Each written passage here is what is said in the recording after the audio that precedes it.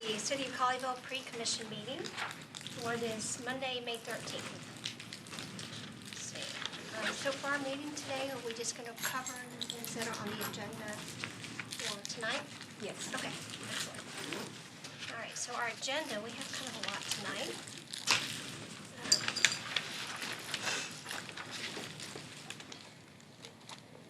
I don't know that we need to, unless you all want to go over item 2A, that's Oak Alley. Pretty much addressed that and readdressed it. Good with that? Yeah, okay. 2B, that is a special use permit for an accessory dwelling. I would like to revisit that if you don't mind. Sure, just to get a refresher for myself. Sure, so this request is, I can even pull up the slides. That'll help a little.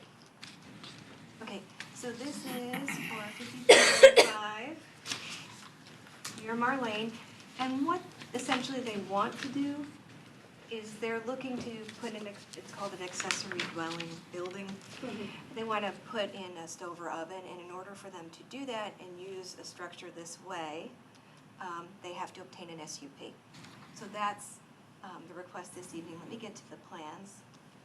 Now, I can't recall if the intent was to have it be a pool house. That's correct. Okay. They want to utilize it as a pool house. They have a, the applicant in their statement of planning objectives, they have a large family, and they want to have the ability to be able to make things closer to the pool and have another restroom for the family who lives there. Okay. So, and this is just the language talking about accessory dwellings. And then this is a breakdown that we did of the lot size, the existing home. They did put in a building permit for a shade structure, but then the accessory dwelling building, what's allowed using that 4% rule is up to 1671 square feet, and in total with the building tonight that they're asking for it be 1263.5 square feet.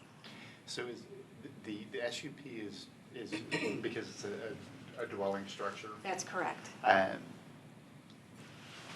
If it was just an accessory building, it does go over the 1,200 square feet, which is the third, it's the lesser of the three, right? So by 1,200, no more than 1,200 square feet. So but that only applies to the accessory dwelling only. That's not of all the Right, not all the structures. Okay. No. Okay. So the reason we have the breakdown into these three different categories, because sometimes they do have just a single structure for an accessory dwelling, Mm-hmm. and we would evaluate it for all three of those thresholds. But they are allowed up to 3 accessory buildings. Right. They've got one. But no matter what, the accessory dwelling, if they're proposing one, has to follow those 3. Gotcha. I thought Thresholds it by was themselves. cumulative No. of all the accessory buildings. And Okay. they're under I think it's 80,000 square feet for the requirement to be eliminated. The calculation requirement, is that right? 80,000? Yes, I think the residential, well, I'd have to review that, but yeah, they're well under 80,000 square feet Yeah, for they're the lot. 41, right? 41. But so the only thing that really makes us have to come in front of P&Z is because they're putting a stove in. That's it, right? Correct. That's correct. Is there any risk? I mean, people always, because now it's a habitable structure, is there any risk of somebody renting it? You know, is that a consideration of the code? Yes. Would they have to ask for something? We actually have a prohibition that accessory structures themselves cannot be rented. Okay. So yeah, So as we've an covered accessory ourselves. dwelling, yeah, it's not allowed. It is intended only for family members or a fully employed employee. Okay. Cool. Okay. It meets all the setbacks. Let me go to the elevations. They've really tried to tie in the elevations to match the existing home, to look as if it was built at the same time period. So they're trying to make sure that architecturally it matches everything that's out there. We had feedback from neighbors. We received a couple of phone calls, but no letters. Okay, were they in opposition or support? Once we shared the information with them, they didn't seem to have any issues. Notification. And then staff's recommending approval. Okay, thank you. You're welcome. Anybody else have any more questions on this? No? Okay. Right, So when someone, I'll just ask this, question. So when someone applies for this type, I mean, obviously, it's clear that they, this is going to help them with their property to have this, but are they aware that they cannot use it for, are they made aware of that? Do they know that we have? As a rentable apartment, yeah, we make everybody aware that they can't do that. Okay. It'd be sad if they built it and then learned it. So it just. Right. We are very explicit, Okay. yeah. Okay, good. all right, so next item 2C, this is the one on Glade Road. Okay. So this is a straight rezoning from ag to R40. And it's about 2 acres in size. And the intent for them, the reason to go to R40 is they want to have the ability to have a little bit more generous side yards. So they can, they're planning to build a fairly large home there.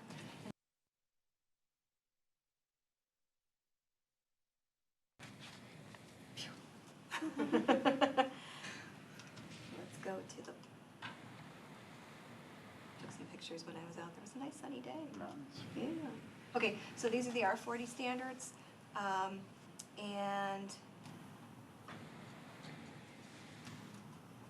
plan. So we're also including, in addition to the rezoning of the property, that 17.5 feet as well. Just wanted to make you aware of that they're working on that as well. Right now it's being used as a driveway off of Glade. I'm sorry, so what is the intent with that? They're going to replat that into the whole, the property as a whole. This was that piece of land that was left over. Strip. Oh, yeah, that's right. And they're working through with an attorney right now to take care of the title work and do all those things that they need to Okay, do. is it gonna remain a driveway? We have not, good question. Probably. We have not seen the plans for how they're going to reconfigure or utilize the whole lot just yet. Okay, so if they use it as a driveway, and the side yard setbacks are 15, what is it, 15 feet? Yes. Would that 17 and a half feet be included in that 15 feet? So would that, in other words, would that take care of that requirement? Or would there be an additional 15 feet on the interior, on the other side of the driveway? I see what you're saying.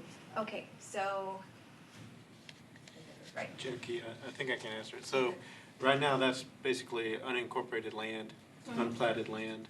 This is a platted lot right now, so in order to incorporate that into the lot boundary, it'll have to go through a replat process, which does require planning and zoning and city council approval.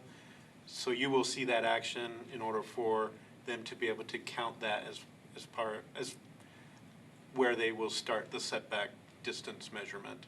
So if they don't go through the replat process, they can't use that, and it'll be 15 feet from that left-hand side of the red area. Okay, But if they do go through that replat process, then they'll be able to start from the right-hand side of the red area. okay, and are they aware of that? Yes. Yes. Okay, okay. And the 15, or the 17.5 feet, that is included in this zoning case. Right. It's this lot plus the 17.5 feet to the east of this lot. So Is we're how we zoning advertise that part, even though, do they currently own that? Question mark. That's the part that they're working out. Yeah, Oh. It's, as a gore strip, it's basically unclaimed land, and so Oh. they just have to go through whatever step to Okay, claim it. so we have the right to zone that? Yes.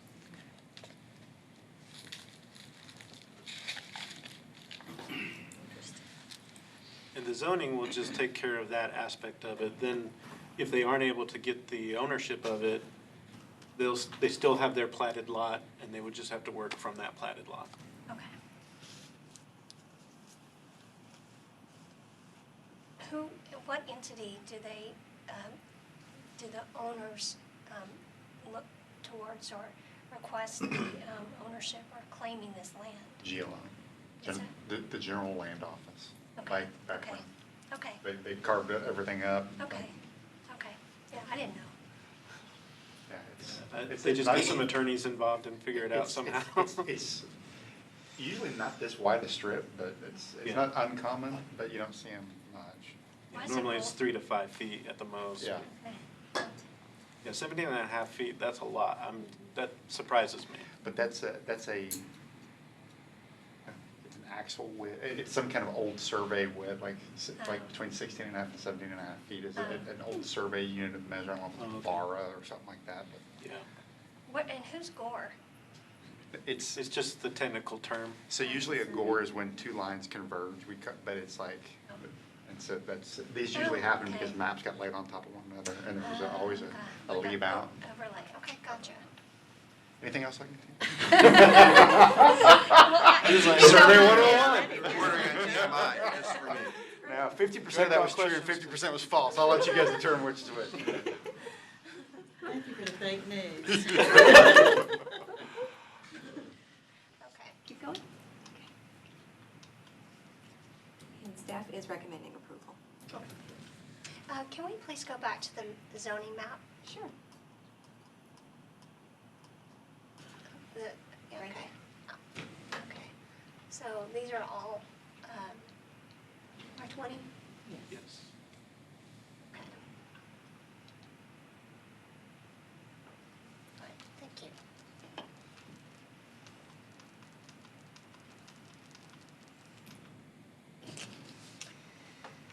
Okay. The next item, this is the property where they want to basically subdivide. It's ag right now. They want to subdivide it into 2 lots, R20. The, I think, intent of having stackable lots. Go to the exhibit there. Yes, that's what they would like to do. So it's a companion thing. There's the zoning that comes ahead and then the platting after. And what they're trying to do, their intent of rezoning it to the R20, both lots would then meet the R20 standards with setbacks and the regulations. We did prepare something. For some reason, it goes in and out, but it should come back. Okay, I'll wait. Maybe- We're ahead of schedule. I mean, it's fine. Maybe hit, oh, there we go. I might be hitting the wrong button. It's user error. User error, okay. So, we did prepare something just to look at the zoning that's occurring around it, and, it is, and the lot sizes. And we've got the proposed lot sizes for the north and southern piece, right there, and then, you can see the lot sizes that are adjacent to it as well. And they're all quite similar. So I keep going back on this one when I think about it. They're basically getting credit for a right-of-way that they're not dedicating. And if they dedicated the right-of, like if this was really a subdivision and that was a road, that easement is, so that strip, basically, the access. If you took that out, what would the lots actually be? Would they be over 20,000 square feet? The southern lot would maintain its normal size. It would just really affect that northern lot. So it would take, I think it was 25 feet that they were proposing times the depth of the lot. What is the depth of that lot? Is it 500, it's about 600 feet deep. Just for that top lot only. Well, I mean, if we were making this argument, then you'd have to have an emergency turnaround on the southern one, so you'd have to have something that you dedicate. You can't just dead end a road into a lot. But that's what it feels like. I mean, that's what it feels like. It feels like we're trying to we're trying to get away from granting a right-of-way. I don't know. So as it currently exists today, it's being used as a driveway. Right. But, It yeah, is but it correct. can't really be part of the front lot if it's Yeah. a right away to the back lot. It is public because, I The slide mean, with the two code things. and so It's part of the plat. Okay, I'm gonna skip ahead. That's what makes it kind I don't know of, if we want to start a precedent doing something like this. agree In with that. stackable lots. This Yeah, one? there you go. Yeah, so, Okay. well, that's kind of the visual there. So these are the two, I mean, we are recommending denial, I'll say that right now, because first off, the southern lot does not have frontage on a public access. Right. Which is a requirement. And then with letter F, flag lots prohibited. The policy is not to have this type of situation. It is a policy, and so there may be situations that would lend itself to a flag lot situation. However, don't know that this is the one, but these are the two. Perfect example, the self-storage. Yes. So that's, because we know that there's frontage coming, Mhm. you don't care about flagging that. This, it's not, this Yeah. is, And you'll see on that letter C, frontage, it does allow for even no frontage as long as there's access easements for commercial Right. application. So then the question is it also appropriate for residential? By right, it's not, and so that's the request is. because it's a public access part of it, so that driveway really can't be part of the square footage of the north lot. Yeah, and it's kind of a catch-22. It's like, Yeah. we tell them they can't do it, like Ben said, C and F or whatever it was. They can't do it one way, so they're trying to get it. Yeah. And I understand why, but it's just. But then what does that it's lot kinda become skirting if the you? issue. Do we if you have any a true lots, easement? residential lots that are flag lots currently in Colleyville? yes. And I think because there were some, they created this policy Right. to try and prohibit it or discourage it greatly from ever happening again. So, there's the two scenarios. Both would require a plat waiver, both would be completely up to recommendation by the Planning and Zoning Commission, then approval by City Council. The reason we're going with this scenario is because it only requires a single waiver if you decide to recommend approval of that. By not having the flagpole portion, they're able to keep this line north in order to accommodate the setback to the existing structures that are there. And so with this line there, it meets setbacks, and this lot does not require any waiver other than the frontage. This lot is going to be fine either way, because it does have the frontage, and we can make sure it meets the 20,000 square feet. So it's really, in order to meet the setback requirement.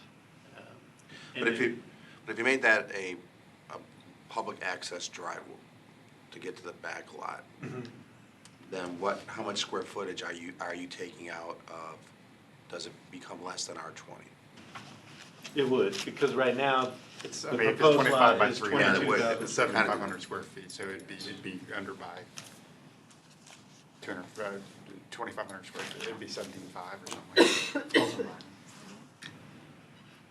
It's 100, looks like 154, or approximately, let's say It's 150 feet Oh, okay. by 25. It's 100, so that, For just this depth right here. oh, Because the easement will only be on, well, that's only gonna be like. On this part. It'd be really close, right? 150 by 25. Yeah, what is that north lot right now? 22,600? It'd be under by Yeah, like. 22, just barely over 22,000, so yeah, It'd be under by. about 2,000 square feet below, a little less than that. So let me ask you this, if it's approved as R20, then what? Because I don't, how, So we got two actions tonight with I this. One is the understand. zoning R20.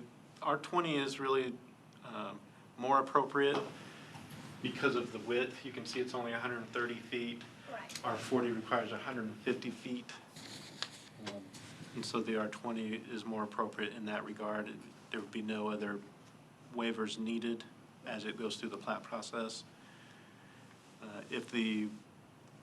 As part of the plat, if the plat waiver is not granted, then right now they would only be able to plat as a single lot. So they're just locked in, really? If we, don't- if they can't, Yes, if no waiver is granted, it'd be a single lot. I mean, if they were very serious about it, they would have to work with the adjacent property owner and build a street. There may be an opportunity to get multiple lots out of the two adjacent properties together. well, those two lots, though, are the ones that are objecting, so they're not gonna. It's the ones on that side. that Yeah, you want it'd to be- get, the other ag land. Yeah, the 2005. If you Which look one at is it, this map- 2005 is? Yeah. And I Yeah, would so- imagine Oh, they'd have to work with 5705 them. is not in Yeah. favor Okay. of this either. No, they wrote a letter. But, I mean, if you were going to do it, it makes more sense to combine it with a neighbor and get more utilization out of your property if you were gonna do it that way. Just from a, But that's not gonna work but in just, this case. I feel bad for them. They're just locked in. They will be here tonight to present their case. okay. Okay. So the first is the zoning case, and then the plat with the one waiver is what was being presented. So zoning, it doesn't really give There's not a them. whole lot of teeth in the zoning for this. The only thing and I don't fear it, just to think about, is the adjacent property. Right. If we zone this R20, then that will almost immediately and most likely goes R20. Right. How do you defend it? How do you defend not zoning it R20? It's can't. surrounded by it. And so by doing this, I think the thing you think about is you've locked that into being R20. You know, you're going to see either a cul-de-sac or something that comes in there and carves that up, which is, I'm just saying, that's what's going to happen. Right. That's probably what's gonna happen anyway. Right, and so Because it's all R20 around there. around it.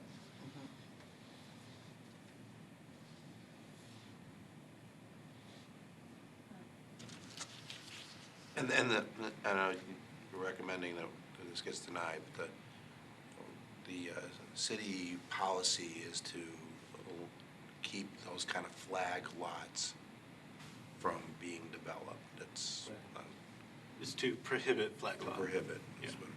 Right. Yeah, it's tough.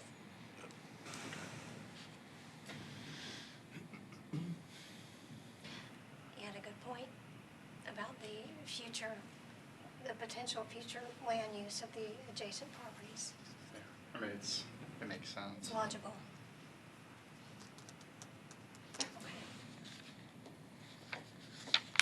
All right, any more questions on this? Okay.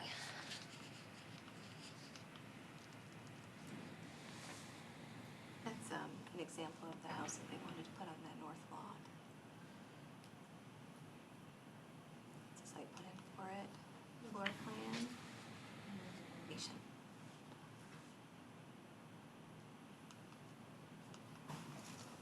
So they are talking about a single story. Yes. Okay.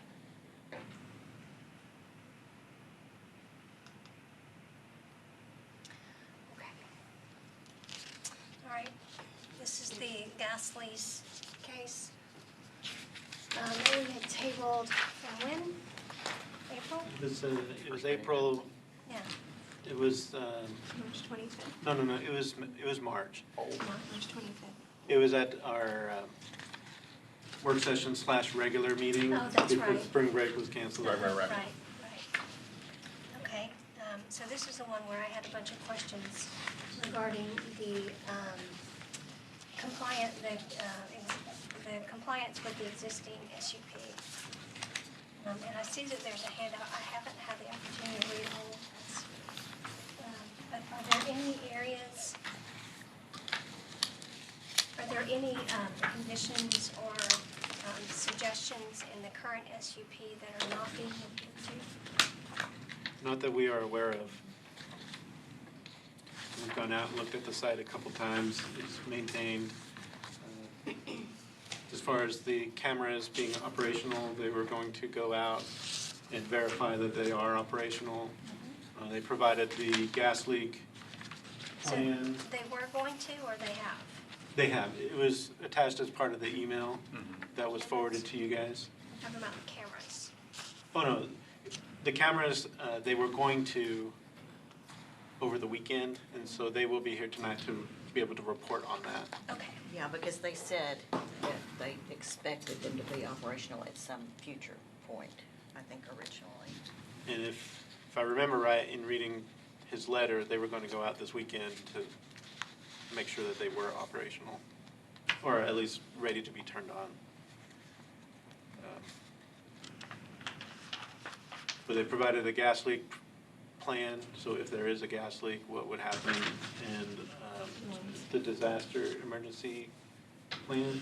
Noise. Oh, the noise plan as well. So on number 2, the question was, what's their intent going forward?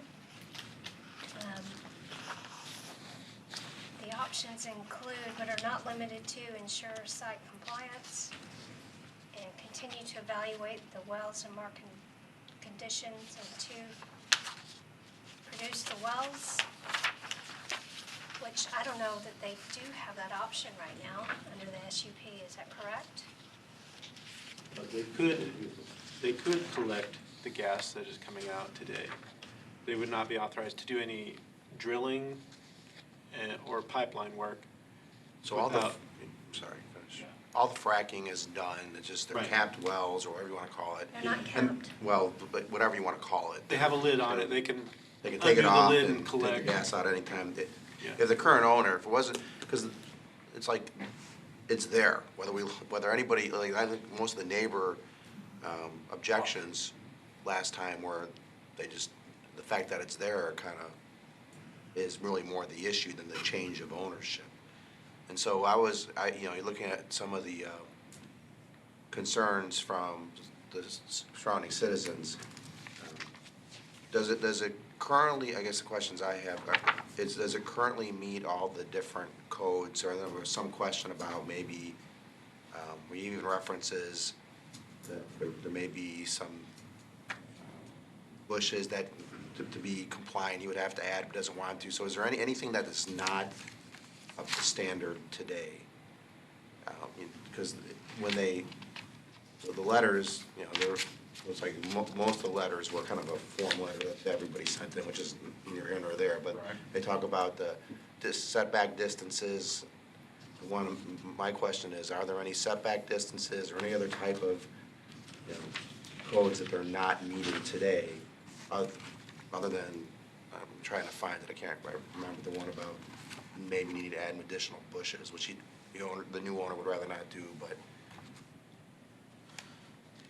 So from the way that we have to evaluate it, it meets all of the standards that were required at the time that it was, I guess, developed. So anything additional to that, we can ask, but they are in compliance with the SUP from our standpoint at this time. Yeah, because landscaping in the original well permitting process, they asserted that the site had trees all around it, isn't visible from the road. Nothing has changed except the green space to the north, but there are trees there. There isn't a shrub every 3 feet, but I think the intent of ordinance is being met. So is it being met?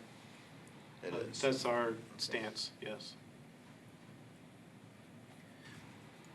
And if we don't, change of ownership, the wells are still there. And they could be abandoned and just left. That's kind of. I think it's important to understand what rights do they have already? What rights do we have? This change of ownership comes before this board for a reason. So, and then, the thing I keep going back to is, the fracking's been done, everything, it's a matter of capturing the gas that comes out of it. But they can't build a pipeline, so it'd all be trucked, right? Right. There was a discussion about, the former city engineer made some statement, some qualifying statement. They had a letter about. We have a copy of it in the Okay, packet. so is that a sufficient argument that we need to, I mean, how do we need to treat that? Or how do we need to handle that, I guess, is maybe a question. So my understanding is that the main body that controls the capping or abandonment, or whatever the correct term is, and restoration back to original is through the Railroad Commission. And so until they give that order that it needs to be restored, or unless they decide to do it on their own, then the existing SUP is all that we have in place, and that already states that no drilling can occur anymore because there was a 5-year window, which has already passed. And so now it's just as far as the production, what is authorized, and there was a number of trucks that were authorized per day. Right. And that would be it. Anything additional to that, any changes to what was already done, would have to come back through the process to revise the SUP or ask for a new SUP. And at that time, we would have every opportunity to reevaluate and put any conditions, restrictions, whatever the case may be. So they can't do any additional drilling, no pipelines. They can just extract the gas that's there, truck it out. Right. Which the current owner has the right to do, so they're not asking for anything different Right. than the current owner. And the current owner can do that even without the change of ownership. Well, the problem that's complicating everything is that it's already changed hands. And the language in the chapter requires the SUP to be, renewed, basically to identify the new operator. And so that's all that we're intending to do at this time. Every other aspect of the SUP currently in place will still apply and is in full effect. It's basically just identifying a change in ownership, and that's it. So the cows left the barn. Ready to I just hate it for all those people that bought all those houses out there. You know, 'cause Well, in this case, it's just a change of ownership, and it's our There when rule. they bought them. yeah, that's the thing I That's what keep I'm going back to, thinking. is It was that there when they were, the well, way outdated, that was well there before those houses were A built. choice. And when you say overlook, you're overlooking a well. I mean, that's the thing, like, that's the topography, that's what it looks at. It's, I hate this, but I feel like they were given bad information by whoever sold them a house, like, oh, it'll never be in production. That's, if they would've pulled not that you expect people to pull the SUP, but there's rights on that property. Just because you don't like it doesn't mean that, I don't know. I will say that the letter does complicate things. It does. It's definitely not a guarantee, but there was definitely indication that it was going to be abandoned sooner than later, and yet it has not happened. That's the But, where the letter come from the city engineer? Yeah, we have a Yeah. copy of it. Yeah, I just couldn't- I probably read want to where read it that came from. in the meeting. But that goes back to what I was saying before. Ultimately, the Railroad Commission would be the ones to say, okay, you've indicated and you've met the requirements of abandonment, you now have to restore it back. But that has not happened yet. Right, because they're saying they have not abandoned it, they're just saying it's inactive. Correct. Yeah, they're waiting for gas prices to go up. Right. So, Not sure it could ever go up enough to make it worth trucking. That's. There's like $19 worth of natural gas in one truckload. Yeah, that's the thing, that it just, and they're limited to how many they can pull. I mean, Yeah. what is the total number of, Trips Remember, per day. it was was 3? it 20? I thought it was 20. Oh, maybe it was more. I thought it was, Yeah, there were a lot of limitations in the SUP in terms of timing, Someone's worth bringing that number up. of trips, and Right. days of the week and hours. Yeah, it was pretty specific.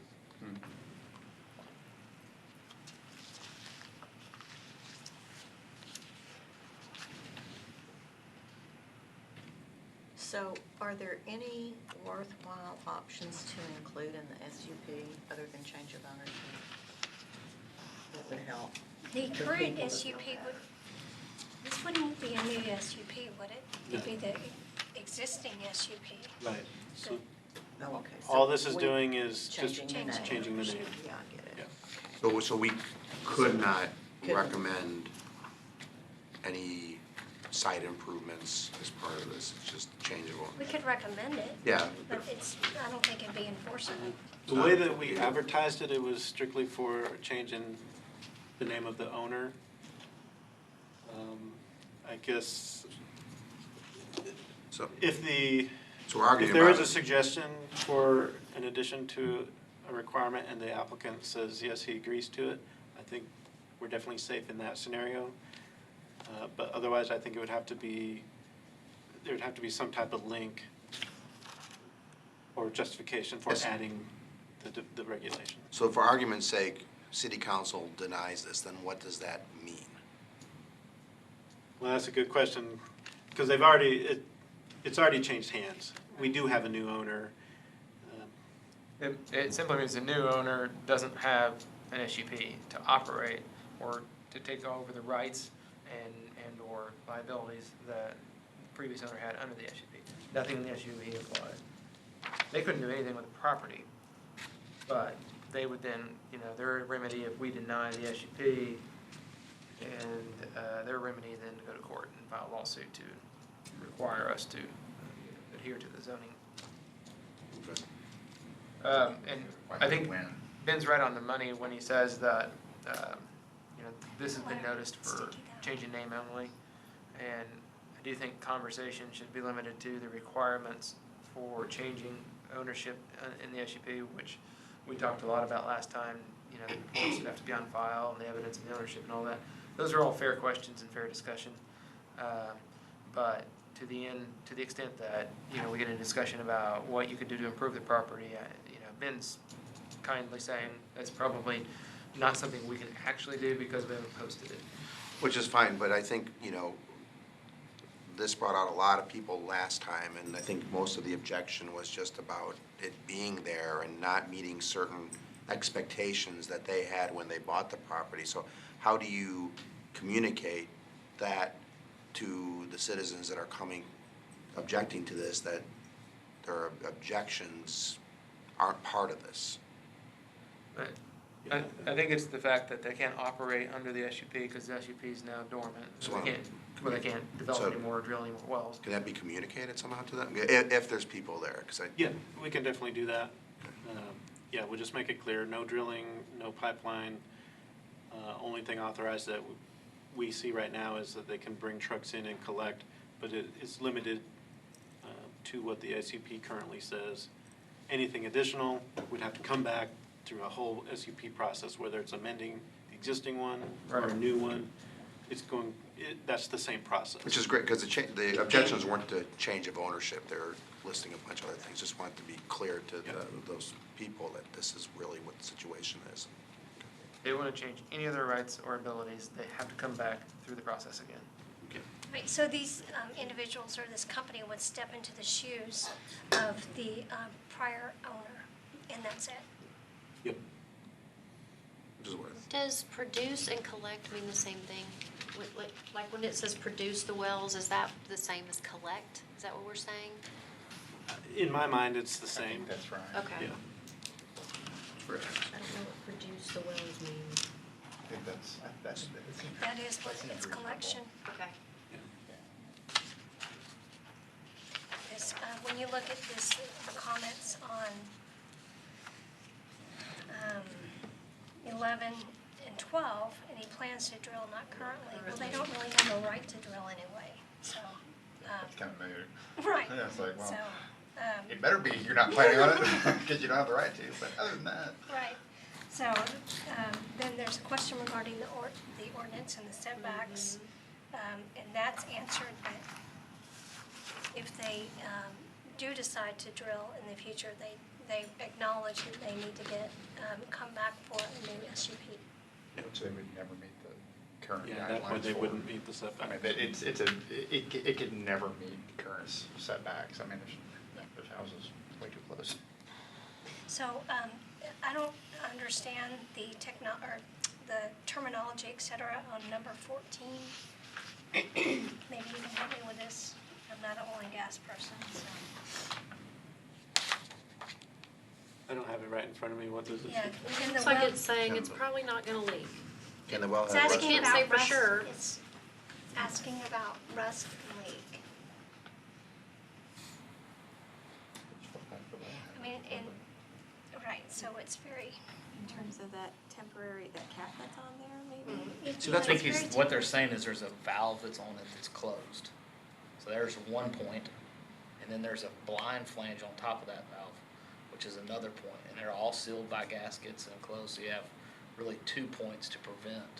It's not like there's just a cap, screwed on cap, and it's bubbling with natural gas coming up underneath it. But those would have to be removed if they wanted to produce these wells. They would remove the flanges and open the valves. Right. It's saying in June, they're going to perform a non-destructive test.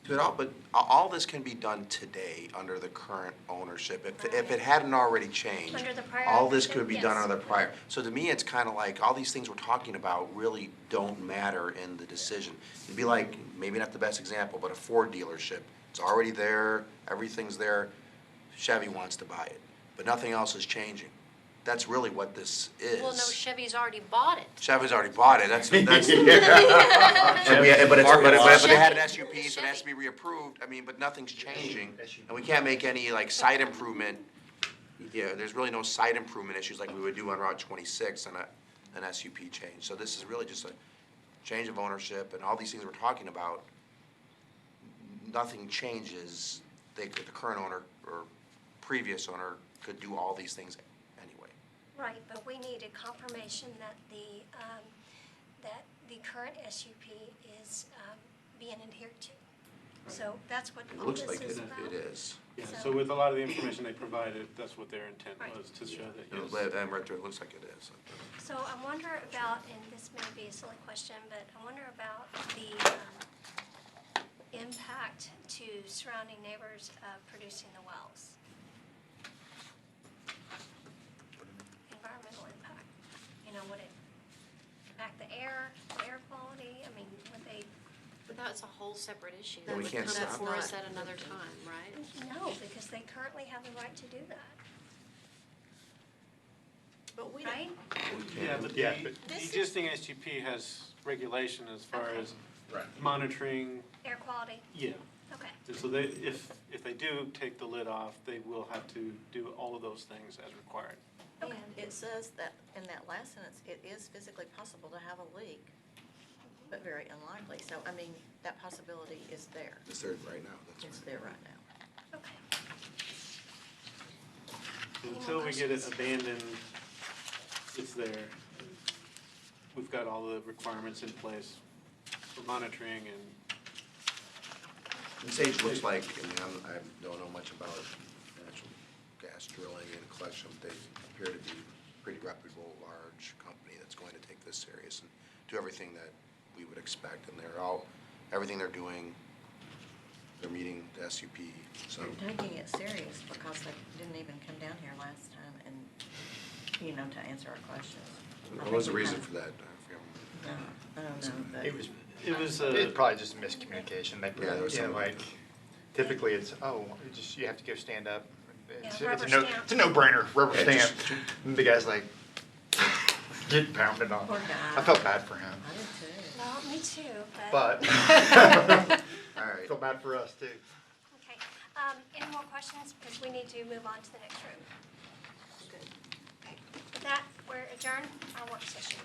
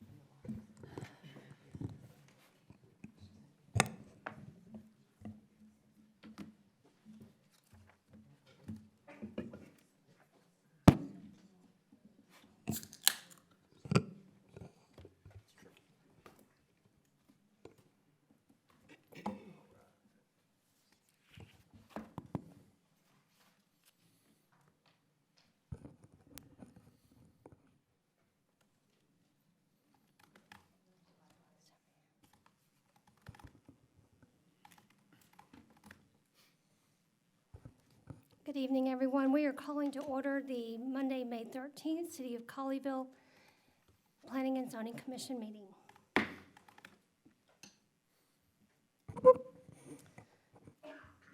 First item, we'll call roll. Commissioner Moore? Here. Commissioner Holt? Here. Commissioner Matison, that's me here. Commissioner Cook? Here. Commissioner Bevel? Here. Commissioner Elms? Here. Thank you. If everyone will please stand for the invocation and remain standing afterwards for the Pledge of Allegiance. Heavenly Father, we first want to thank you for delivering the commissioners, the city staff, and our fellow citizens safely to this meeting tonight. And we humbly come before you and ask for your guidance as we make decisions tonight that will shape the future of the wonderful city we've been blessed to live in. Amen. Amen. I pledge allegiance to the flag of the United States of America and to the republic for which it stands, one nation, under God, indivisible, with liberty and justice for all. Thank you.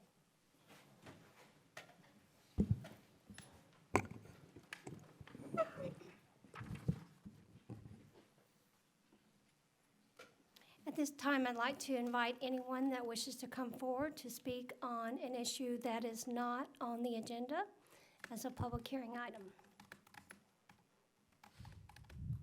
And for individuals that are not normally aware of our process, there are speaker cards in the back, and I'll ask you to please fill out a speaker card and bring it forward.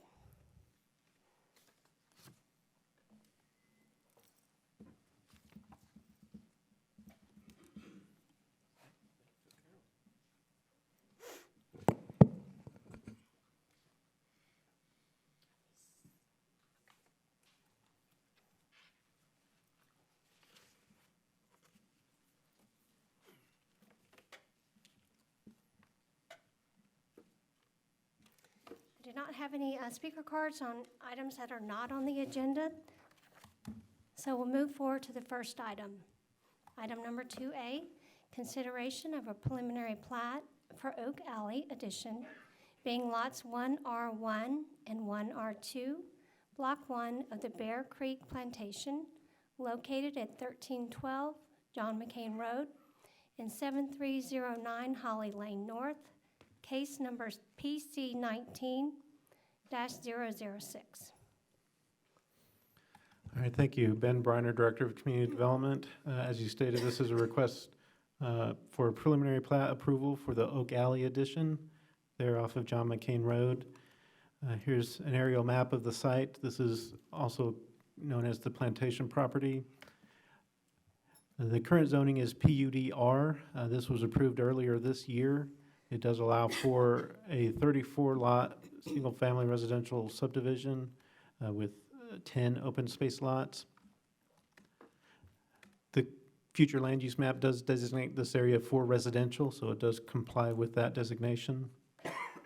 This is the approved zoning exhibit.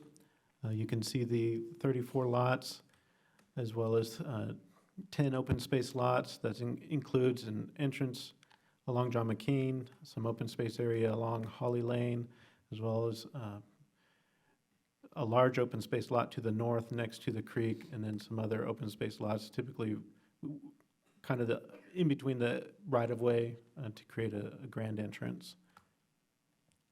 This is the plat. It does match that exhibit.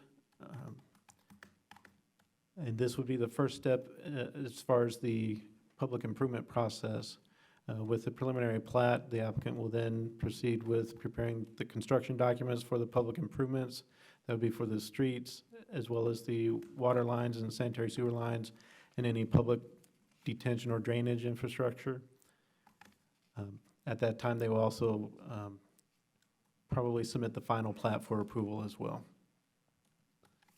We do have some other exhibits associated with the plat. So this is an aerial photo that identifies the tree location. They do have a preliminary drainage plan, which you have seen before with the zoning. And then the preliminary utility plan, this will be for water lines, sanitary sewer lines, and storm water sewer lines too. Staff does recommend approval. The preliminary plat does meet the requirements of the PUDR zoning as well as the land development code. Thank you. Mhm. Fellow commissioners, do you have any questions for staff at this time? Ben, is it fair to, is it fair to say that this preliminary plat matches the zoning exhibit? Yes, it does match.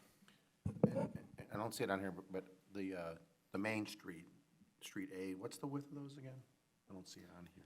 I think the pavement is 24 feet. That complies with the fire lane width requirements. Each side has 24, it might be more than that. I think it's 24 feet, but it may be a little wider than that. Because like the Street B, the court there is 29 on the, so I just wondering if it was the same or. No, I don't know that they are the exact same, but they at least have a 24-foot width, which is fire lane width. And the intent is for these streets or roadways to be one-way. That's right. Okay.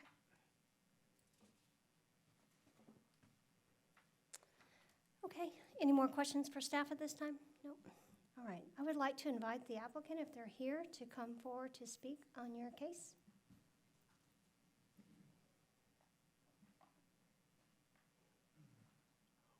And if I can remind you to please state your name and address for the public record. My name's Clayton Redinger. I'm with DI Engineering. I live at 704 Cimarron in Southlake, Texas. We didn't prepare any presentation. This is exactly what you'd seen before, and I'm just here to answer any questions if you had them. And I apologize, I actually don't know the exact pavement width, but that's something was shown on the development plan. If I could look at that closer, I'd probably be able to tell you, but. Yeah. Okay. Have there been any, we saw this preliminary plat as part of the original PUD. Have there been any modifications since then to this plat? Nothing of any substantial note. I mean, it just only when you're drawing drawings and that fine of detail, there's obviously some, maybe fine line work here and there, but nothing that you would notice. No material modifications? No material changes at all. Okay, thank you. Anyone else have any questions? I also want to ask kind of for the record, so because this doesn't have an emergency access per se, we have two entrances, but one is both one way, so entrance and exit, but the exit in essence becomes the emergency access if the entrance is blocked for whatever reason.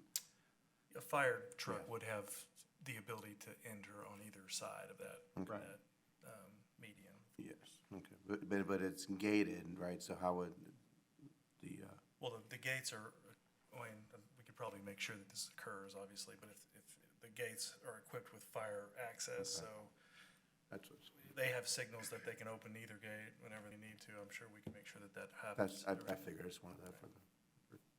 Yes. Okay. And just for the benefit of other individuals watching, we have been working on this case since, I think, November, perhaps?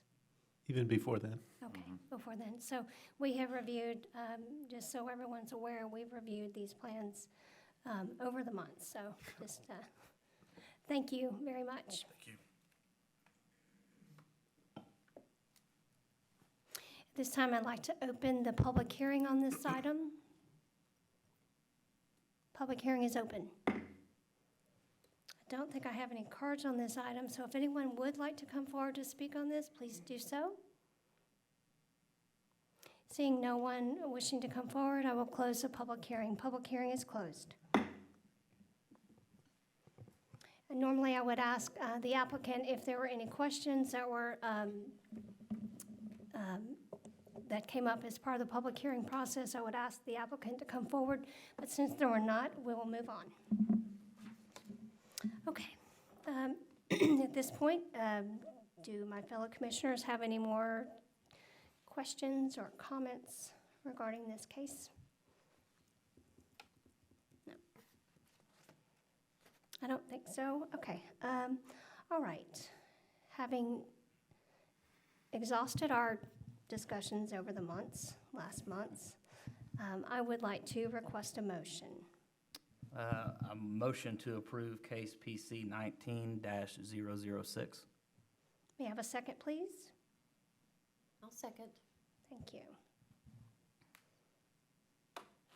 All right, at this point, I'd like to take a vote. We'll take an oral vote. Commissioner Moore? Aye. Commissioner Holt? Aye. Commissioner Matheson votes aye.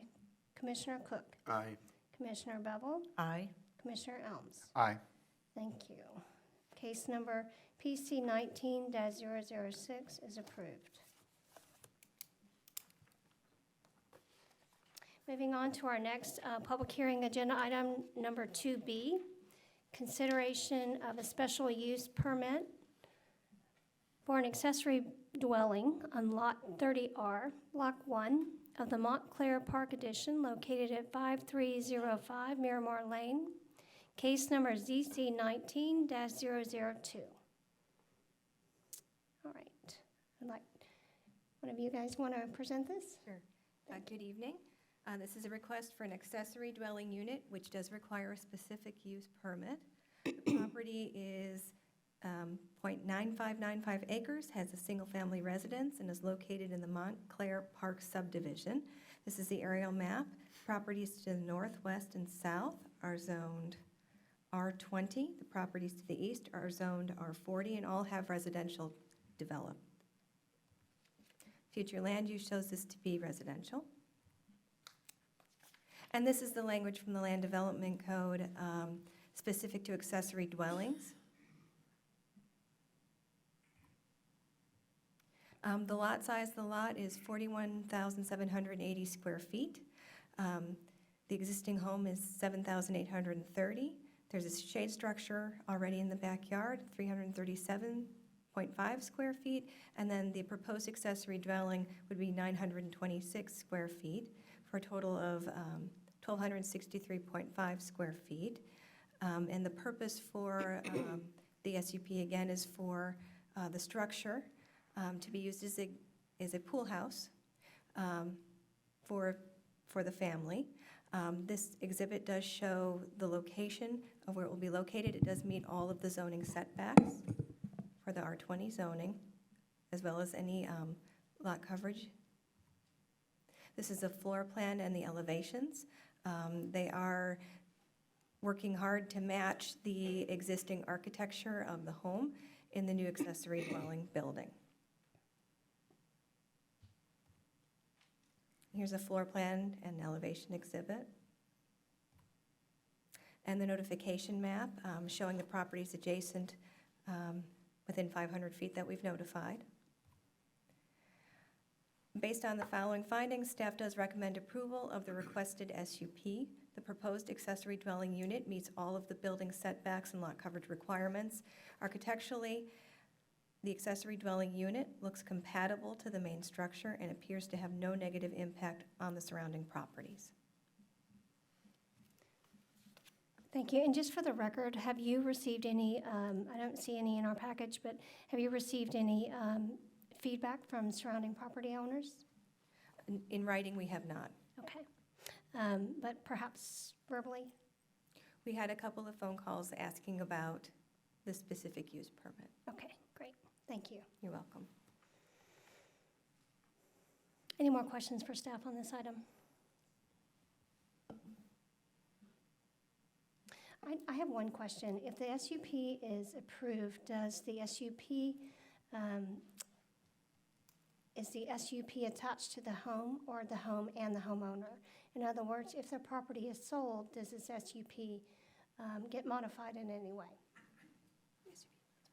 So it will go with the home. Essentially what this is for is to allow for the stove and the oven, which is what makes it qualify as a dwelling. And so with that being basically a permanent fixture, it has to go with the home, Okay. with the property. Okay. Okay. I have no more questions for staff. Is the applicant here? Would you like to come forward? And I'll just remind you to please state your name and address for the record. Yeah, good evening. Rodney Owens, 5305 Miramar Lane, Colleyville, Texas, 76034. So this is what 4 kids get you. We're just running out of room. And, we love our home. And it's a great location. It's a great home. Although there's some things lacking in the backyard. And so I'm a builder and a developer, and so we kind of exhausted all the options and thought this would be the best fit. And I know she alluded to, we're gonna try to make it match. It's gonna match. It's gonna look like it was there day one. But my wife and I cook a lot, and we find this problem whenever we're trying to go inside and eat. The kids are going all the way through the house wet, and you can imagine what that does with a 10, 7, 5, and 3-year-old. So we're asking that we're able to do the kitchen with the range and the oven. And our HOA, within the declarations of the restrictions and covenants, they actually address the fact that on any lot, no matter how many structures there are, there's going to be one single-family residence. So I believe that your ordinance, that was the concern for being, if somebody wanted to rent it out or, Airbnb or whatever. We've already discussed it with the HOA and made sure that we had an understanding of that, and they approved it. So it's not to rent out or lease out, or I don't even like relatives staying the weekend. It's longer than that. And that starts with my parents. But we're just literally, we have non-functional outdoor space. And so we're looking to improve upon that, and we plan on staying there until these kids are off at college, and then Very good. downsize and go from there. All right, very good, thank you. And just so you know, we do have, I understand that you have no intention of using this as a dwelling or as a rental property in any fashion.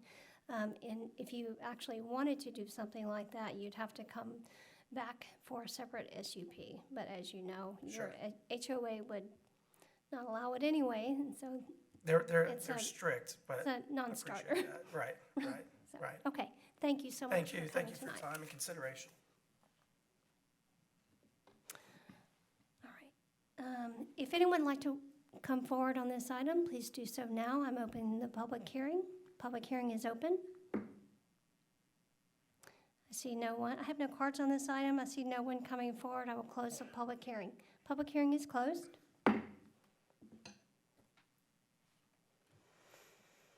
All right, fellow commissioners, do you have any questions, comments? No? It's pretty straightforward. I think it's pretty straightforward, too. I mean, I completely understand the concern regarding children and friends of the children running through the home after being in the swimming pool and et cetera, so I get it. All right, so if there's no more discussion on this, I'd like to request a motion. I'll make a motion to approve cases ZC 19-002. Do I have a second? Second. Okay. All right, so I'm going to ask for a vote for case number ZC 19-002. A vote aye is a vote in approval. Commissioner Moore? Aye. Commissioner Holt? Aye. Commissioner Matheson votes aye. Commissioner Cook? Aye. Commissioner Bevel? Aye. Commissioner Elms? Aye. Items approved. Thank you.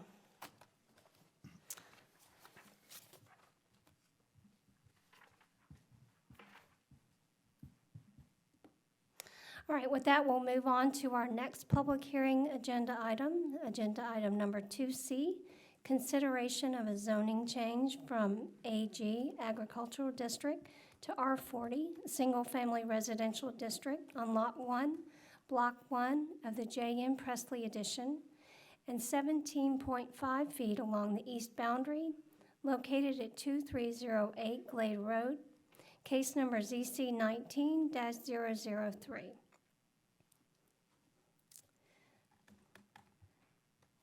This is a request to rezone from AG Agricultural to R40 Single Family Residential.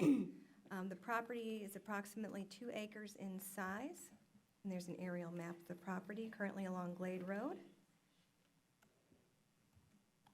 The property resides on the north side of Glade Road between Patterson Court and Jim Mitchell Trail West.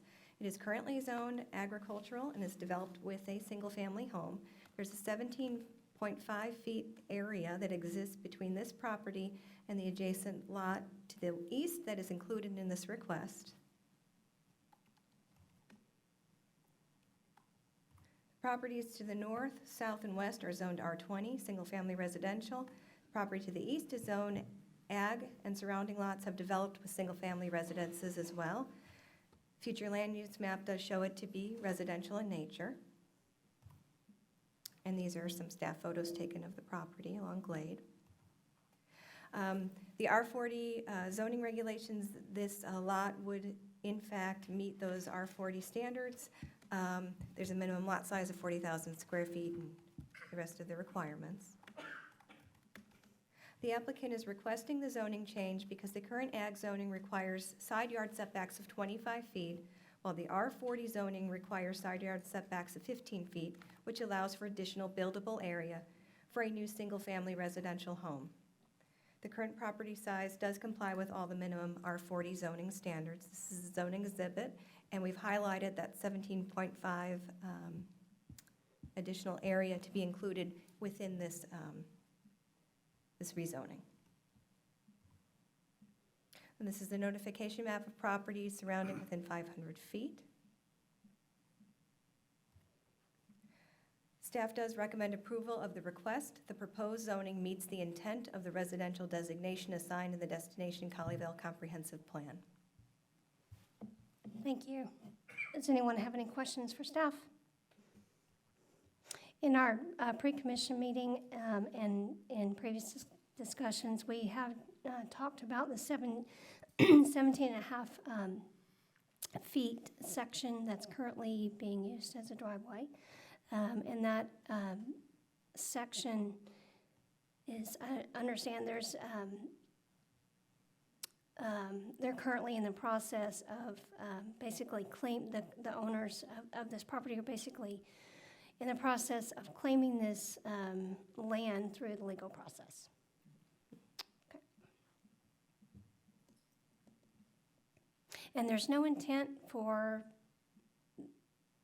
in terms of the property owners, based on the information that we've seen, that there's no intention to separate the lots given the size of the home that they intend to build. No. Okay. All right. Okay. Anyone else have any questions? I just one, I should ask this earlier, but, you know, if the 17.5 foot easement ends up not being included for whatever reason, all the setback requirements still are met even without that 17.5 feet, right? Yes. Yes, okay. Okay. Okay. Well, we've had fairly comprehensive discussions on this, so thank you. At this point, I'd like to invite the applicant to come forward, if you would like to.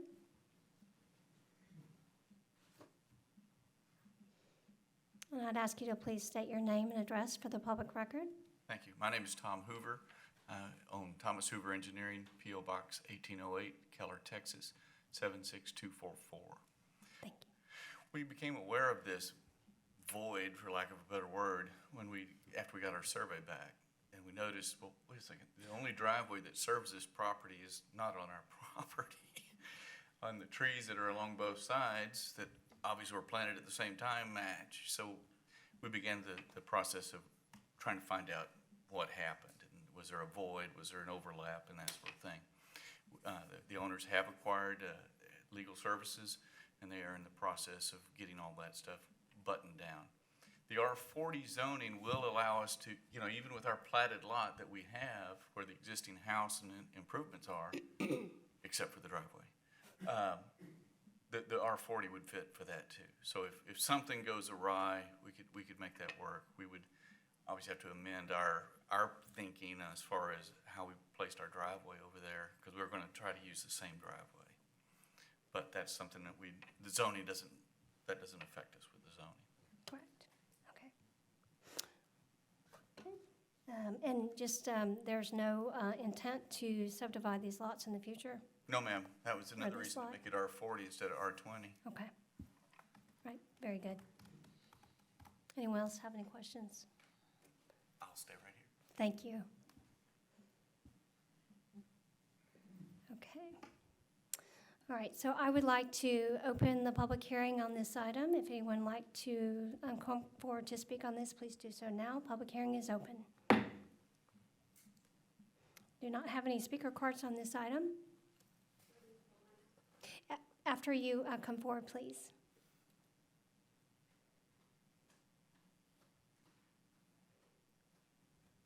Hello, I'm Kirsten Herrera, 5104 Green Hill Lane, Colleyville. I'm within the circle. And it was interesting to hear you guys talk about, there's been a lot of discussion about this. I just received notification about 10 days, 2 weeks ago. So I guess I have questions. I am not immediately impacted. It's really my neighbors who are. But my questions are, so you would go from the side lots currently being about a 40-foot building line to being 15 on the side. No, 40 on the side. No, I do have my sheet with me. So help me out. So the side is currently, There's 25 feet currently on the sides. and it would go down to Go down to- 25 feet. It would go down to 15 from 25. Yeah. So with the proposed building, how close will they get to? You know, are they just going, it's going to be 20, but you have to have the 15 to get over the 25? I'm just, curious about how close we're going to get to the building lines. So with the R40 district, the closest they could be to the side property line would be 15 feet. But they don't have to be at 15 feet. But that's, And we don't know right now what it would be? Is that what you're at saying? this point, we don't know. Okay. So, and then the back building line would have been, well, for ag would be 40 feet, and for R40 is 25. But Correct. we don't now know currently how close they will get. Right. Okay. So what is the, because after tonight, if you guys approve it, then it goes to city council, right? And so what is the procedure, for having kind of short notice, it feels like to me, when you say that you've discussed this quite a bit, what is the procedure if my neighbors do have concerns about those building lines? I'll answer that too. So because it goes to city council, it requires 2 readings for all zoning cases at council. So we will be planning for their meetings in June, which will be the first Tuesday and the third Tuesday of the month. Each of those meetings is also a public hearing, so they can come and speak, or if they wanted to submit a letter in place of that, they could submit a letter to us, and we'd be able to forward that on to city council. Okay. All right. Then just for myself, I am not personally affected. It's my neighbors who are closer, and I'm inclined to defer to their interest, whatever that is. So thank you. I appreciate it. Thank you. Anyone else like to come forward and speak on this item? If not, and ma'am, if you can please fill out a speaker card, thank you very much. All right, I am going to close the public hearing if no one else wishes to come forward to speak on this matter. Public hearing is closed.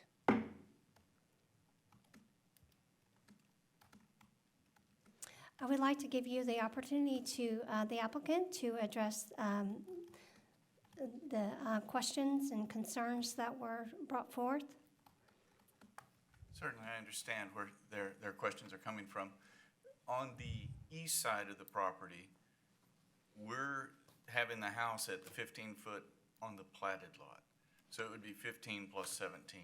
So it would be almost 32 feet away from the adjoining property to the east.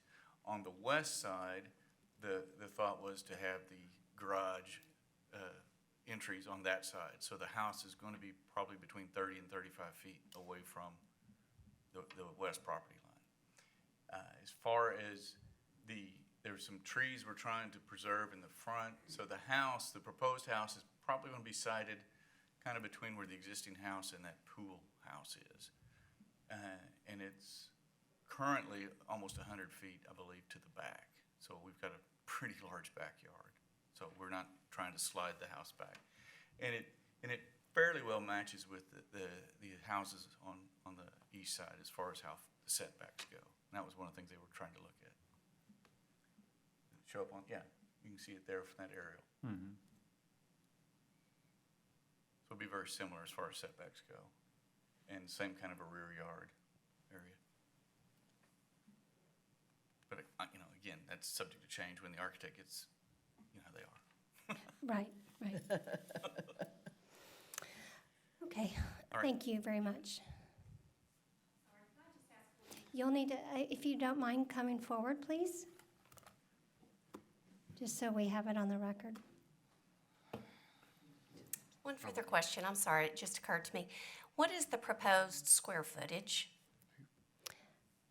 I believe it was 7,100, in that range. Are you talking about the lot or the proposed home? The proposed home.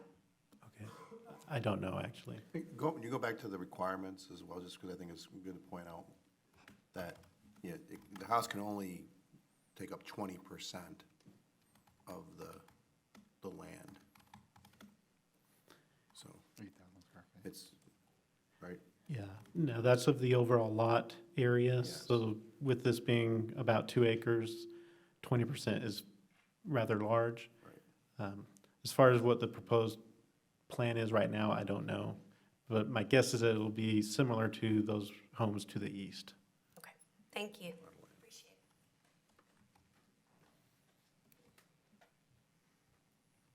it. If the applicant's here, if you'd like to come forward, if you have knowledge of the estimated square footage of the home.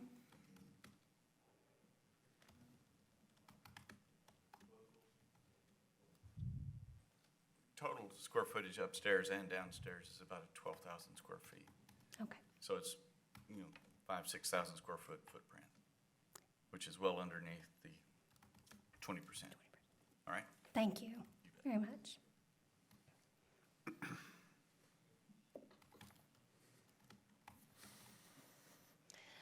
Okay, at this point, I'd like to open, close, sorry, I'm getting tired. Close the public hearing. If there's no one else that would like to come forward to speak on this item, public hearing is closed. Okay,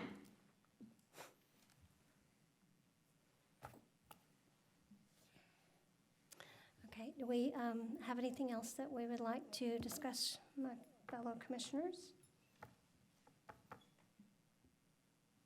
I would just like to thank Ms. Herrera for coming and representing her neighbors. It's always nice to know that neighborhoods are working together in the best interest of the whole city.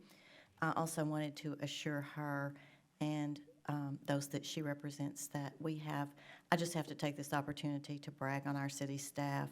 We have the most citizen-friendly city staff, so whatever questions they might have, they're always welcome to call and inquire or come in and inquire, and they wouldn't need to come to the public hearings to speak unless they just had a particular concern they wanted to address.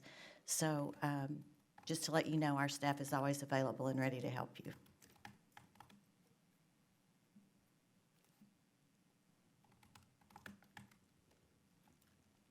Anyone else have any comments, questions? Okay, well, I believe this is fairly straightforward, so I would like to request a motion, please. I make a motion to approve ZC 19003. May I have a second, please? I'll second. Thank you.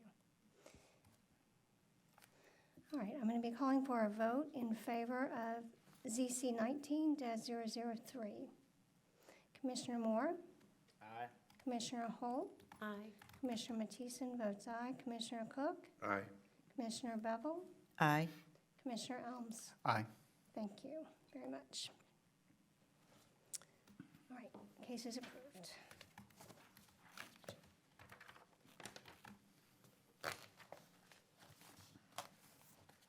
If Moving on to our next agenda item, number 2D, consideration of a zoning change from agricultural district to R20, single-family residential district on tracks 1A01 and track 1A02, abstract 1619 in the SCH Witten survey, located at 2001 Hall Johnson Road, case number ZC 19004. Okay, this is a request for a zoning change from agricultural to R20. The property is 1.08 acres in size. It's located at 2001 Hall Johnson Road. And the request before you tonight is to allow for the construction with a rezoning for a construction of a new single-family home on the northern portion of the property. There's a companion piece to this case after this zoning case. And this is the zoning map of the property. As you can see from the properties to the west are zone R20, to the south are zone R20, to the east it's ag, and then to the north it's PUDR. Future land use map does show this to be residential in nature. And these are some staff photos currently of the property. It is improved with a single-family home and some accessory structures. The minimum standards for R20 zoning district are here with a minimum of 20,000 square feet lot size. And this is the zoning exhibit. This is the property that would then have that. Moving on to the case after, this would, to replat it into two different pieces, both of those properties would then also meet the R20 zoning standards. Here's additional exhibits showing the drainage. And this is the adjacent properties to 2001 Hall Johnson that have R20 zoning and their lot sizes, just to see what's going on adjacent to them. And our notification map within properties of 500 feet of this property. Staff has received 2 letters from adjacent property owners, and they have been included in your packet. Staff does recommend approval for the applicant's request based on the following findings: that the proposed zoning meets the intent of the residential designation assigned in the Destination Colleyville Comprehensive Plan.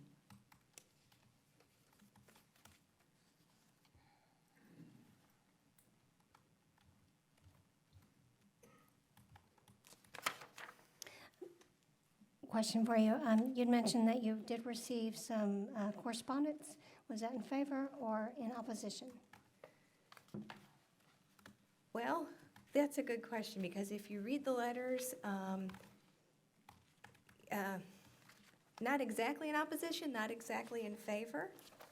So it's kind of, there was some concern from some neighboring properties about additional structures being 2 stories in size.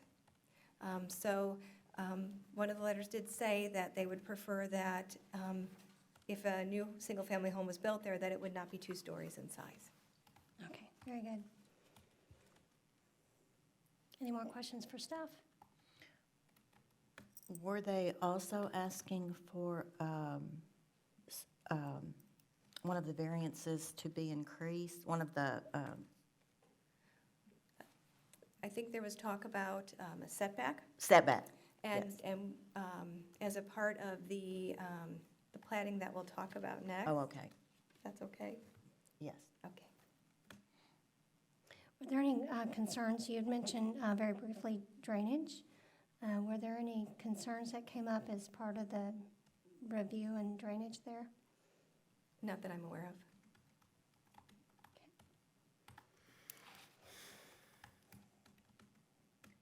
Is the home on the one section, I think it's the lower section, is that property going to remain?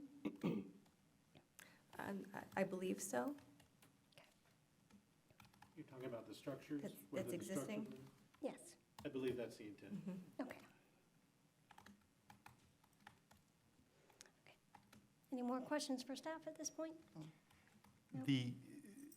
Given that the case after this is a plat, is there any, is there any risk in moving forward with the zoning case and not moving forward with the plat? Does it create any kind of hardship for the property owner, or is there any risk in that? I mean, it's not an either or I mean, it doesn't have to be an either or, right? So I don't see any risk. So the next item is a plat to subdivide, but it requires a plat waiver. So if that waiver is not approved, they would still be authorized a single lot, which does comply as well with the R20 district. The R20 district we felt was most compatible, partly with not only with the adjacent zoning being R20, but also with this property specifically. It only has a width of 130 feet. And so the minimum lot width for R20 is 100 feet, whereas with R40, as you saw, it's 150 feet. So it would not comply with that minimum width for that district. So the R20 does make the most sense in our eyes for this property, Okay, thank you. whether it's one lot or multiple lots.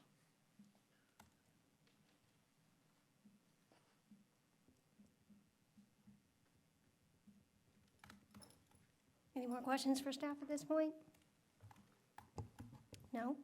I would like to invite the applicant, if they're here, to come forward and speak on this case. You can please state your name and address for the public record. Sure. It's Nancy Scott, 217 Fountain View Drive, Euless, 76039. And I'm here with John Scott, also from Scott Home Builders, and Susie Mahan Schiller, who is the mother of the owner, who is out of the country on a long-planned vacation that just happened to fall on the time when they would normally have been here to tell you about their property. So we're here to answer questions about the zoning and following up with the plat. Anyone have any questions? Is there any intent to rebuild the existing home that's on the lot? There is, I'm John Scott, 217 Fountain View Drive, Euless, Texas, also with Scott Home Builders. I'm Nancy's husband, and Nancy is Susie Mahan Schiller's cousin. The existing home there on the property, there is plans to remodel or to update the existing home. I guess that answers your question about that? Okay, thank you. Okay. Okay. I also wanted to add a little information as to why we're requesting a waiver to reflect the two lots, which is to reflect the two lots as existed prior to 2006. Mrs. Susie Mahan Schiller purchased the property as two lots 37 years ago in 1982 when Black Drive went further. The majority of the remainder of Black Drive was absorbed into the Montclair Park development as it was planted in 1993. She transferred the property to her son Adam in 2006, and during transfer obtained one survey which made it one property. So they're requesting a waiver to reflect the two lots as existed prior to 2006, back to 1982 and prior when Mrs. Mahan Schiller purchased the lots. The reason is that the waiver would allow us to make two lots and reflects the two lots as it was then. It maintains the 20,000 square foot requirement for both lots for R20 zoning, and it maintains all R20 zoning setbacks for both the existing structures and the proposed structure, which is intended to remain for familial occupancy. Thank you. It's also a very unique situation. Thank you.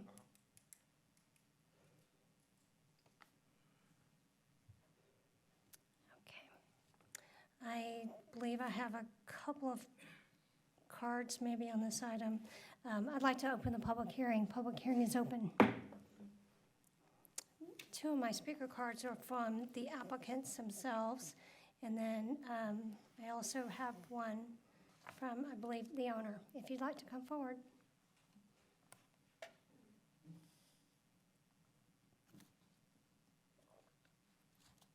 Susan Mahan Schiller, and I live at 2001 Hall Johnson Road, Colleyville, Texas, 76034. And I'd like to just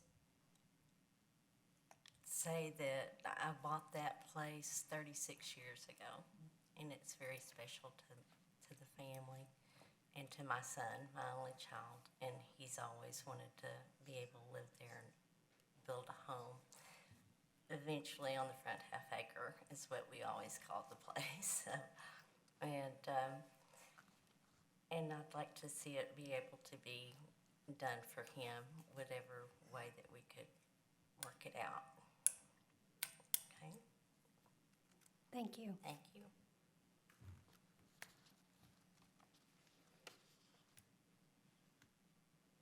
I don't believe, oh, I have another speaker card, but I don't know if it's this item or not, or if it's the next item, for Terry Riley. Is that for this item or for, okay, thank you. Okay. I understand, but I don't know which item this is related to. Thank you, thank you. I just want to make sure we have the, everyone that wants to speak has the opportunity to do so. So with that, I have no more cards on this item, and I don't see anyone else coming forward to speak, so I'm going to close the public hearing. Public hearing is closed. Okay,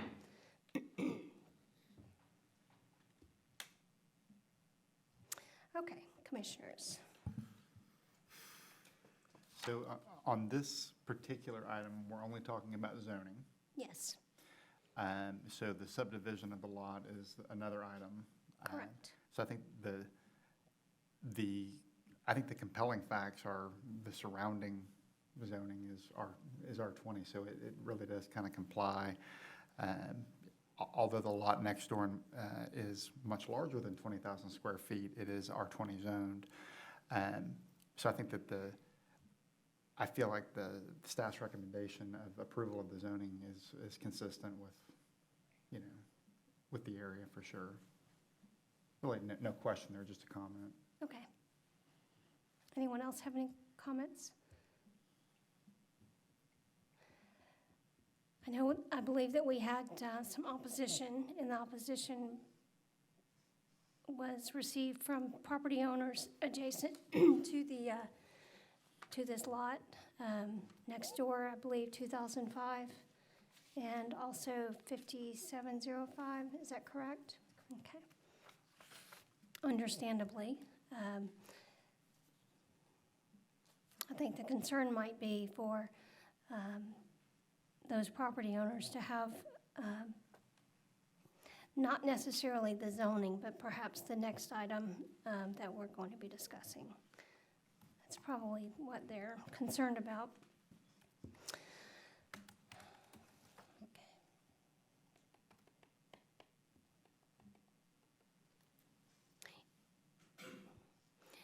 Any of my fellow commissioners have any concerns? I think it was brought up earlier, but to be sure, the applicants don't put themselves at any risk by changing away from, what's currently zoned to the new zoning?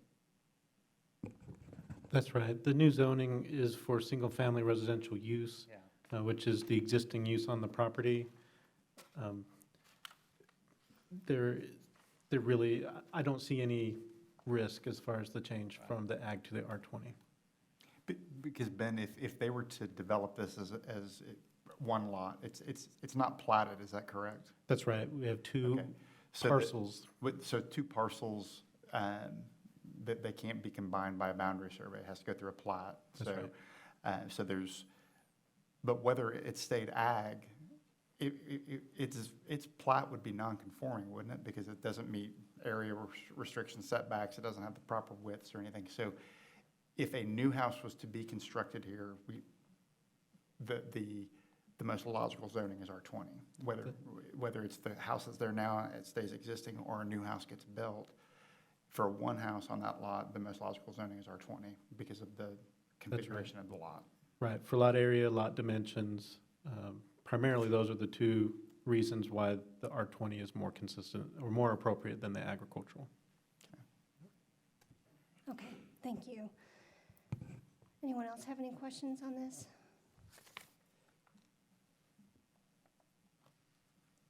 Okay.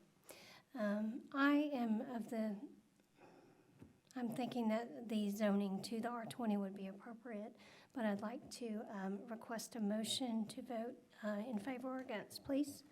I make a motion that we approve case ZC 19 dash, oh gosh, I'm on the wrong case. 004. Do I have a second? I'll second. Okay.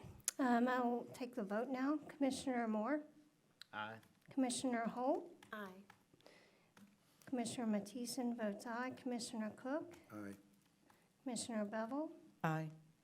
Commissioner Elms? Aye. Thank you very much. Case number ZC 19-004 is approved.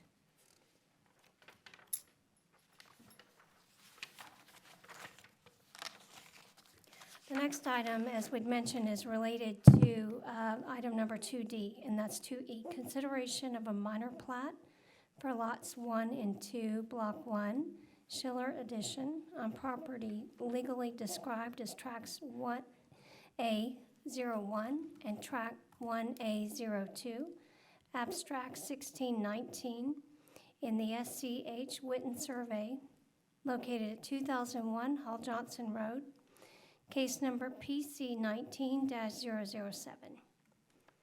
All right, Steph? Okay, this is case number 2 for the property located at 2001 Hall Johnson Road, and they're requesting a minor plat with a waiver from street frontage requirement for Lot 2. This again shows the aerial and the property surrounding it. I'll jump past that. Okay. This is the minor plat exhibit. The minor plat would create 2 lots. The northern lot would be 0.49 acres, and the southern would be 0.57 acres. They are proposing a 25-foot common access easement there in green. You can see the west side of the northern property. And the reason for the waiver from the platting requirements is because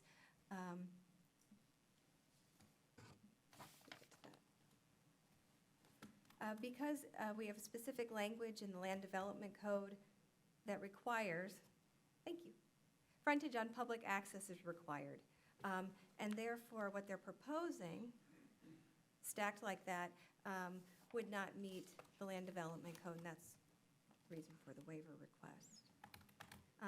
They would like to build a new single-family home on that northern piece. I'm going to jump ahead a little bit here. This is the drainage exhibit, which you saw previously. And this is a site plan for the proposed house that they'd like to put on that northern lot. Here's a floor plan and an elevation. And it would be 1 story. And this is the notification map showing properties that have been notified within 500 feet. Staff recommends denial of the request due to the language within the Land Development Code. However, the request for a plat waiver may be deemed reasonable due to the unique configuration and because the development that has already occurred on the southern portion, the proposed zoning meets the intent of the residential designation in the comprehensive plan. Thank you. But the proposed zoning is not really, that's not really part of this case. It isn't, but you have recommended to change the zoning, so knowing That's that it's correct. going to be changed to something that meets the comp plan. Okay. This would be what is considered a flag lot, stacked homes, correct? Which are specifically disallowed or prohibited by our land development code. Well, this layout actually is not a flag lot layout.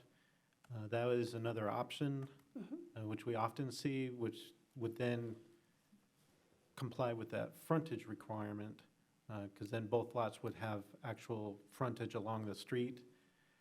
The reason that they are going this direction is for setback purposes with the existing structures on that southern lot, in order to push that lot line north enough so that the first structure meets the required front setback. There wasn't enough land area still available for a flag lot situation. So they cut that off essentially to make sure that each lot had the 20,000 square foot minimum, but that then required the variance or the plat waiver for the street frontage requirements. Either way, it would require a plat waiver, but as we go back to the language under F, the flag lot situation by policy is to prohibit them. And so it's a plat waiver in either scenario, but the reason for this layout is it would only be one plat waiver for the street frontage requirement for lot 2, rather than maybe a setback issue plus the flag lot situation, depending on, in order to get the square footage for each lot. Okay. Hopefully that made sense. Yes, thank you. But you're saying it's not a flag lot? In the true sense, it is not a flag lot, although with the common access easement. Because it looks like one. Behaves as So in a flag lot situation, there is a narrow strip that actually belongs to the back lot that actually touches the right-of-way. So it's the shape of a flag.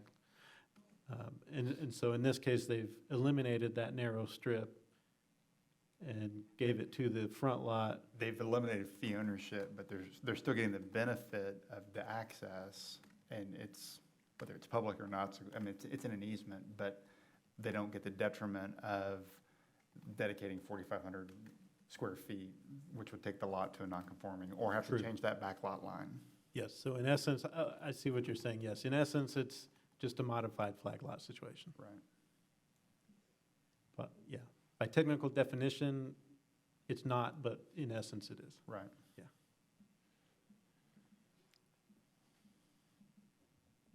Anyone else have questions for staff on this item? Well, the gentleman was speaking earlier, I referenced this actually at one time being a road, a city road. Is that true, or? Yes, they were able to show that there's a right-of-way, an old right-of-way, that did continue further south. When the subdivision to the southwest did develop, they abandoned that portion that was within their boundary. There is a leftover piece that this plat is also abandoning as part of this. There's no improvements to it,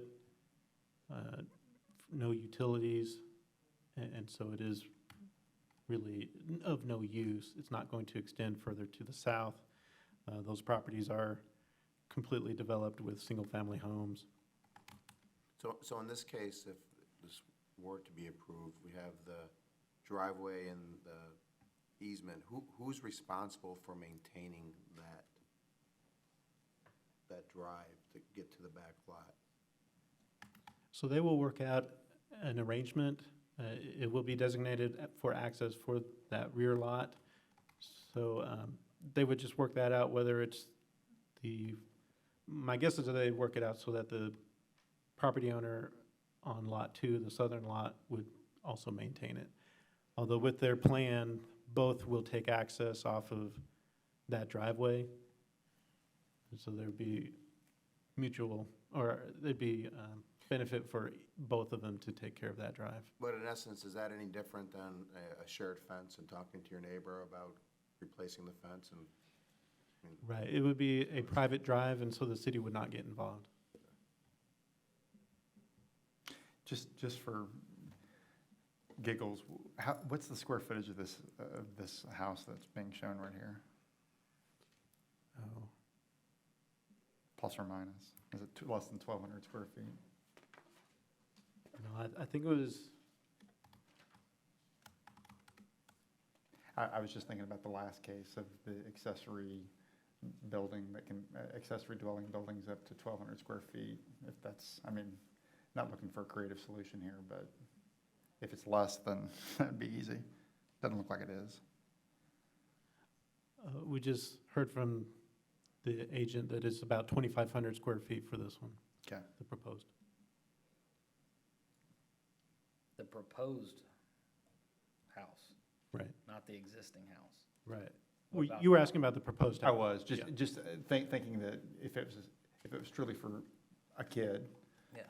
you don't have to sell it to him. I mean, you can if you want to, I guess, but if it's just, if somebody has a house to live in, if it was 1,200 feet, it would fit under the residential accessory Oh, I see what you're saying. Right. and not have to be replatted, so. There's Does- always an option. Does the existing house fall under that? We have a size on that house? We could look it up. 1950, okay.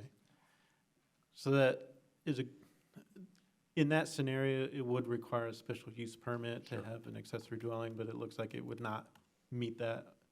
We have a cap at 1,200 square feet. Right. Regardless of how big any of the other structures are, the primary structure.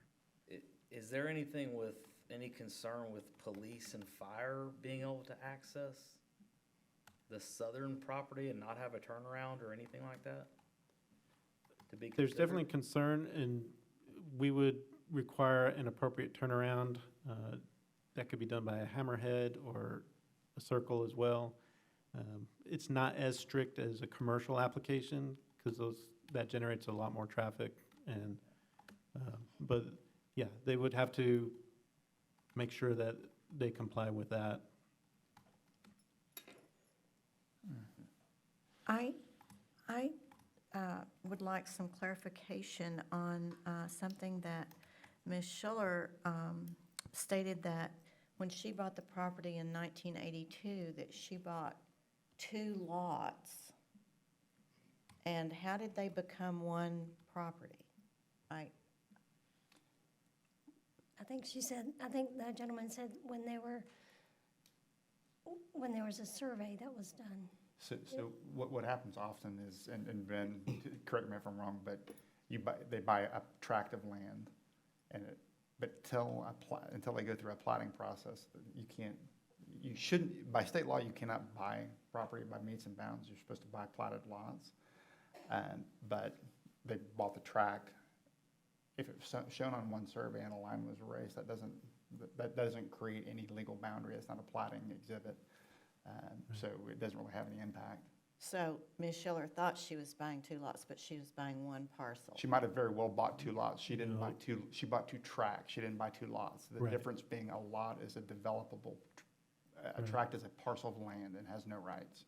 So in the past, it's definitely 2 tracks, which, that's how we described it, tract 1A02 and 1A01. It is legitimately 2 tracts of land, unplatted. Oftentimes, when they are under a single account for tax purposes, then it becomes a single description, but it does reference both of the tracts as well. In this case, it's still showing as 2 separate tracts on our maps, which we do link directly to the appraisal district. And so my guess is what happened is when she bought it, they just said under that new description, it included all of this tract as well as this second tract. And like Commissioner Elm said, those don't necessarily go away. It was just the way that it was described at the time that she purchased it. So technically it's 2 plats that, 2 tracts that have not been platted as Right. 2 lots. That's right. Okay, thank you.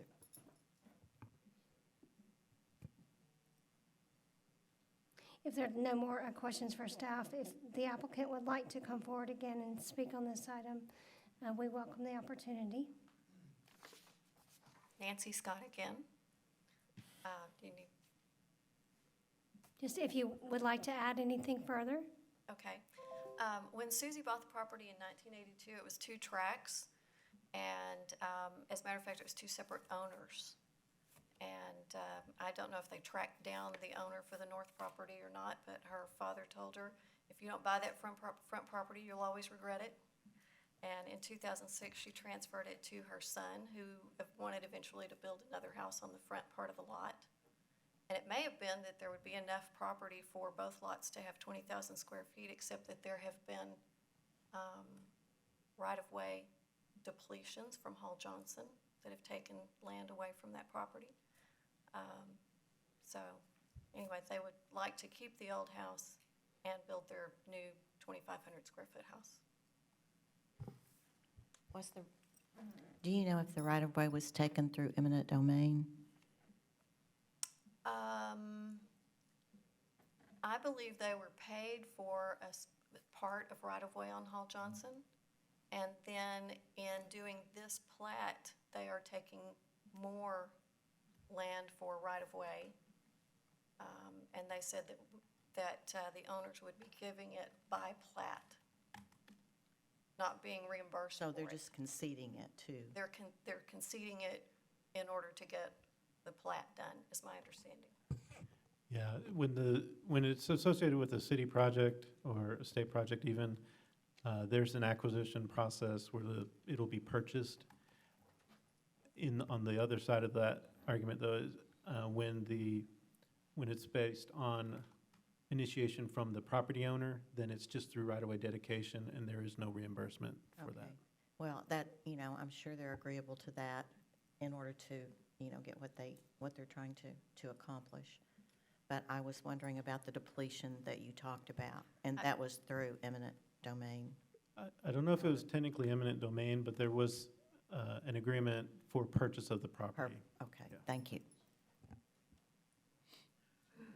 Anyone else have any questions for the applicant at this point?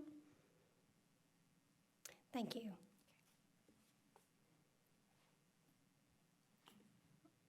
I just got a question for Ben. So the city comprehensive plan, prohibits building houses that are not facing a road. How long has that been? The LDC? Yes.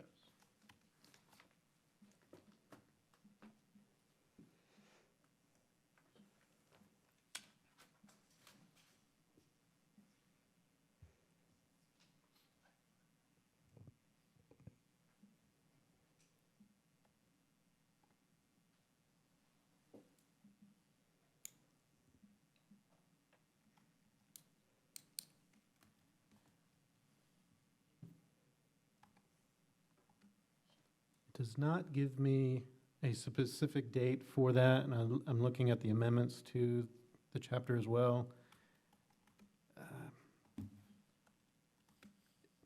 It looks like maybe in the 2001, 2002 timeframe, maybe. I don't see anything else that really looks like it speaks to it. That's a good question.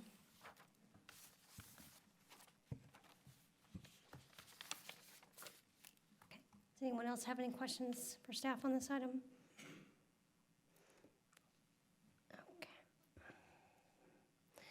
I'd like to open the public hearing on this. I have no cards, but if anyone would like to come forward and speak on this, please do so. Public hearing is open.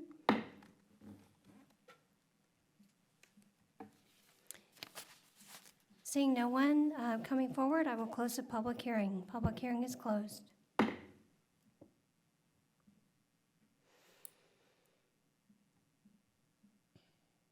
This body has spent a lot of time on the Land Development Code as well as the comprehensive plan, and so has the City Council and the mayor and city staff. And my concern is if we start down this path of allowing stacked lots, it'd be an unfortunate situation. We don't currently allow those, and I don't think that, I wouldn't feel comfortable approving that, especially with the recommendation of staff denying this particular lot plat. Yeah, I mean, it feels like whichever way you turn, it's a tough situation. I mean, it's a tough situation, and it's because the property's only 130 feet wide. And so, but that is the reality, and it feels like we're trying to, you know, which is the lesser of the two variances that give us the solution that ultimately the directive of city council has been that that's not the way we want to head. So it's a bridge too far for me, for sure. I'm of the same mind. Anyone else have any comments that they'd like to share?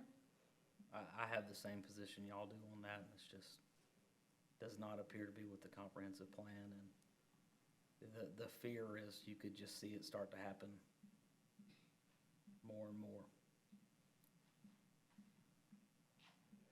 It would certainly change the nature of the surrounding properties, the nature of this neighborhood. In addition to being not allowed by the Land Development Code. If I have no more. I just was wondering, because, and this is really a tough one because of, you know, the comprehensive plan, the way it's written, but, you know, I kind of see this both ways. So by denying this plat, we're in essence saying there's really no other options to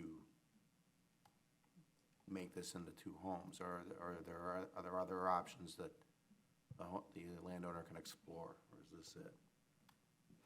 I think Jason actually brought up a good alternative, and that would be to retain the existing lot, to plot this lot into one lot and allow for, in the future, suggest that perhaps they come forward and request an SUP, a special use permit for an accessory dwelling. It'd be smaller, probably half the size of the home that they intended, but it would be a doable workaround, in my opinion.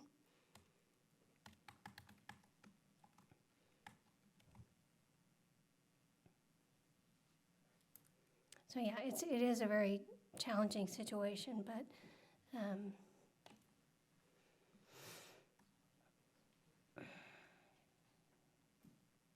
it's a tough one for sure.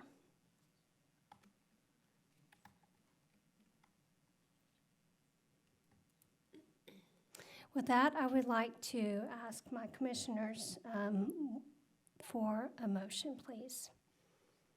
Make a motion that we deny case PC 19-007. Do I have a second? Second. Thank you. So this is a motion, a vote in a vote in favor is a vote to deny. Just to be clear. Commissioner Moore? Aye. Commissioner Holt? Aye. Commissioner Mattison votes aye. Commissioner Cook? Nay. Commissioner Bevel? Nay. Commissioner Elms? Aye.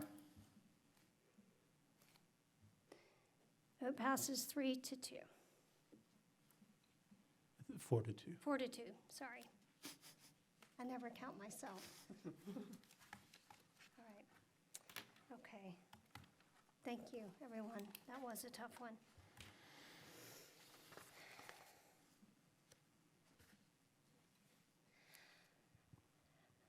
Okay, our next item number 2F, consideration of a special use permit for oil and gas extraction, specifically for a change in the ownership of the existing well on Track 1D, Abstract 295 in the William E. Crooks and Lot 1, Block 1 of the Park Place Estates located at 7404 and 7504 Pleasant Run Road, case number ZC 18-035.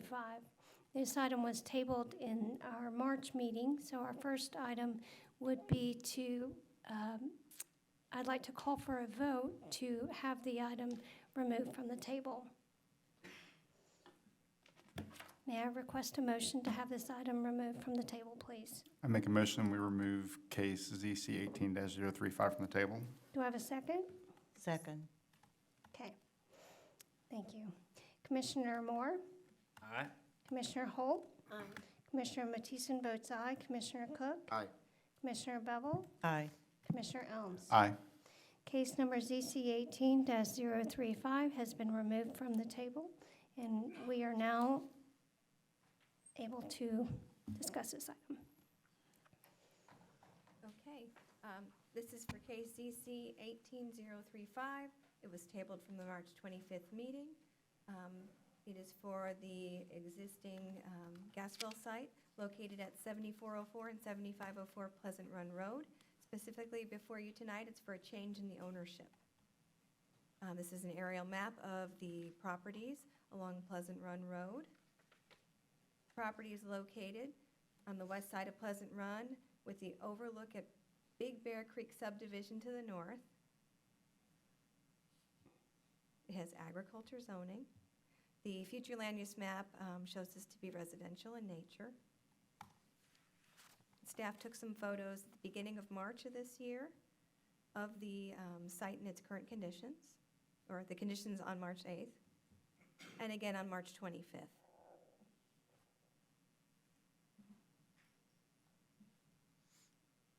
And this is a site exhibit that shows what's on the ground, and these are the same exhibits that were approved back in 2010 with the SUP. So per the Land Development Code, an amendment to the SUP is a requirement for a change in ownership. Gas well drilling and production is allowed in the ag zoning with approval of an SUP. The property is currently developed for gas well drilling and production. In November of 2010, an SUP was approved for gas well drilling and productions. That's Ordinance 010-1779 for 14 gas wells. The ordinance did place a 5-year time limit for all drilling activity to occur. Now I'm going to move to the Land Development Code section 3.1 that requires the SUP for the ownership change, which is before you tonight.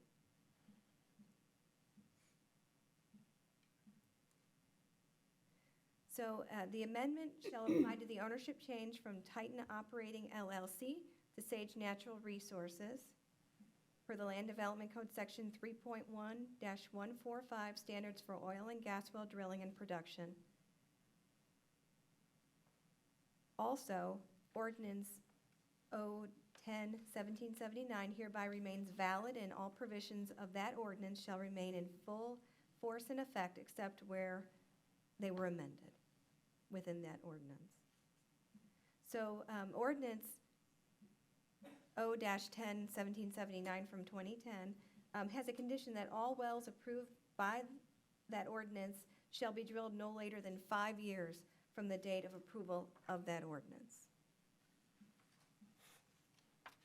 And this is the notification map showing the properties within 500 feet that were notified about this public hearing. And we did prepare an opposition map, the overlooked subdivision, and the properties does put the percentage in opposition at 21%. So when it does go at that time to City Council, it would require supermajority vote. Staff is recommending approval for the applicant's request based on the following findings. The SUP only allows for the recognition of a new owner of the existing gas well site. It does not allow for new drilling at this well site. That would require a separate SUP approval. Thank you. So if we recall, the reason why this item was tabled is there were a number of items that we had concerns about, primarily being whether or not the existing SUP was being complied with. And so I had a list of questions that there weren't answers to at the time. So since then, I guess the SAGE has been able to address these items. With that, if there's no more questions for staff at this point, I would like to invite the applicant to come forward. If you can please state your name and address for the record. Hi, I'm Jason Tackett, 3343 South Troost Avenue, Tulsa, Oklahoma. I'm the General Manager for Environmental Health and Safety and Public Relations at SAGE. I was supposed to be here at the last meeting, and so I thank you guys for letting me speak tonight and for showing Ryan a little bit of mercy. I watched the video, and yeah, I just didn't anticipate, honestly, that many questions or concerns. So I thought it'd be good if I could present a brief presentation, kind of outlining what's occurred so far, what exactly is on site, you know, what are our potential options as a company, what we would maybe want to do with the site, and what our interpretation of what our rights are if we wanted to do any of those options. I mean, that was a clear thing I heard in that meeting. Also, what's our status in the ordinance with compliance, and also I heard some questions about safety, so I wanted to really explain what's on site and what we're doing and why we think it is a safe site. So is it okay if I Certainly. present? Okay. Absolutely. All right. Real quick about SAGE. We're a private exploration and production company, pretty small company. We stood it up about 2 years ago in August of 17. About 35 employees, 25 dedicated contractors. Are headquartered in Tulsa, but our Texas office is at the Texas Motor Speedway. Most of our operations, I mean 99% of our operations really in the Barnett Shale. Over 700 wells, and we're mostly natural gas. Okay, so far, as you guys have said, it's, you know, in 2010, the SUP was approved. There were 7 wells drilled, 7 wells completed, various stages of completions, and flowed back. From what I could get out of the records, kind of over time, they weren't all at once. And then, of course, we acquired the site just this last year, October 24th of 18. Can I stop you right there for a second? What is, when you say flow back, can you explain that to me? Yeah, and you know, I'm about to show some stuff. Okay, if that's too early of a question. Well, no, I'll address it right now as I was gonna show a video, but I'm worried it'll go too long, and I can kind of cut to the chase with just this diagram instead of a video. So what would normally occur, or what occurred on this site, was the drilling rig shows up. They're gonna drive a conductor pipe, which is a big pipe, and it's only about 40 foot long. It's the first thing they're gonna do, and then they're gonna drill a surface casing. So for these wells, it's 9 5/8 diameter, about that big, thick pipe, and they're gonna take it down. Excuse me, I just want to make sure that we're clear. So for the individuals that are listening, this has already been done in the past. Yes. This is not. Yeah. So for the 7 wells that are there, this is what happened basically. Right. And so then they drilled surface casing, which for these wells is about 1,700 feet. And surface casing is very important because that's really what's there to protect any aquifers and, you know, water sources and things like that. And the Railroad Commission regulates that. And so then they drive cement down and back up between the borehole and that casing to provide protection. And then they drill back through that, and they come down in this diagram here, and they drill vertically. And in this case, they drilled vertically probably to about 6,600 foot. We call that the kickoff point, where they're going to take a curve and they go horizontal. And they went out about 8,500 feet on these wells. And this diagram is kind of showing what they would do next is they would come in with perforation guns, and they have these little explosives on them in this 5.5-inch hole, and they blow them up at the end of this lateral line and all through it, and then they come back and they do the hydraulic fracturing. So there's all the equipment on site that's already occurred, pump water and sand and a little bit of chemicals at a very high pressure to fracture the rocks. So this is shale rock.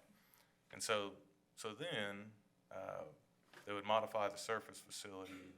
Usually sometimes we'll have a facility already built, but they don't have to. They didn't in this case.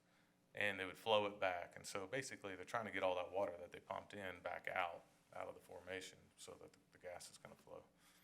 And so that would be flow back. But the truth is, I don't have all the details about exactly what they did with that. We went through the reports, and we were able to gather some information, but not everything. So that's what's occurred so far. And then in the next diagram, this is the site, and you can kind of barely see on there the 7 wellheads. There's really nothing else on the site. And there's one more wellhead sitting right behind the person that took this picture. And what you're looking at is 6 wellheads, and the 7th looks just like it. And I know there's a little bit of detail. I'm trying to, without getting too specific, help you all understand what's there. And so this is very thick steel, these wellheads. And so when they put that conductor pipe down, they welded a flange to it. And a flange is right here. These are flanges on top here. You know, it's just a thick piece of steel that's got bolt holes in it, and it bolts up to another, and it's got a ring in it and gaskets. And so, but they did that down here at the bottom onto that conductor. And so then this is called the A section right above it, and that's underground right here. It's underwater. I'm about to actually have that uncovered tomorrow. And they're going to pipe it up, and they're going to put a valve and a gauge on it, because that's the way it needs to be. Whoops. And so then on top of that is what we call the B section, and that's right here.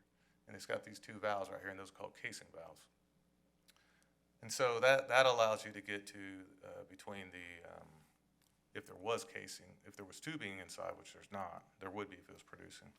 They give you the annulus between those 2 pieces of pipe.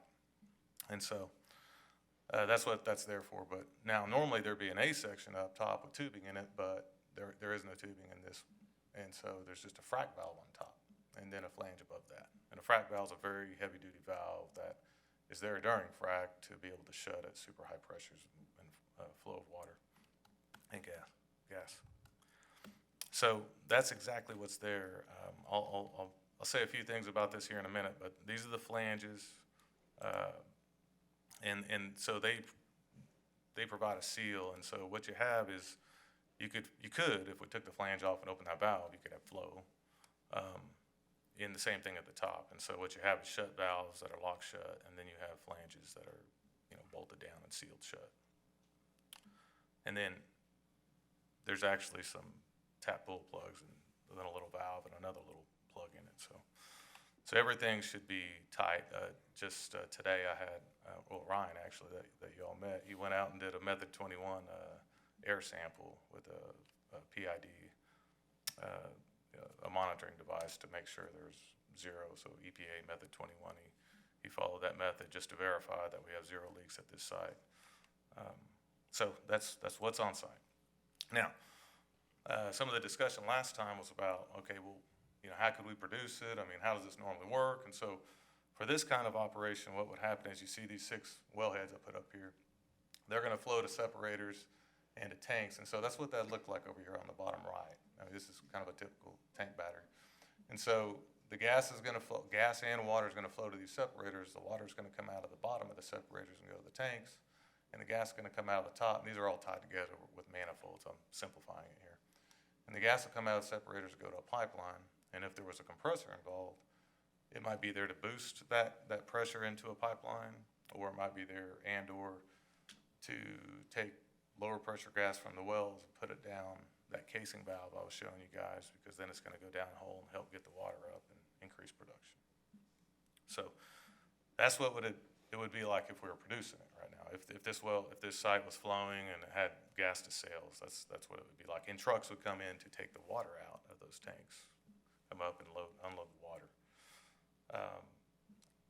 I'm pretty sure, this was for dry gas.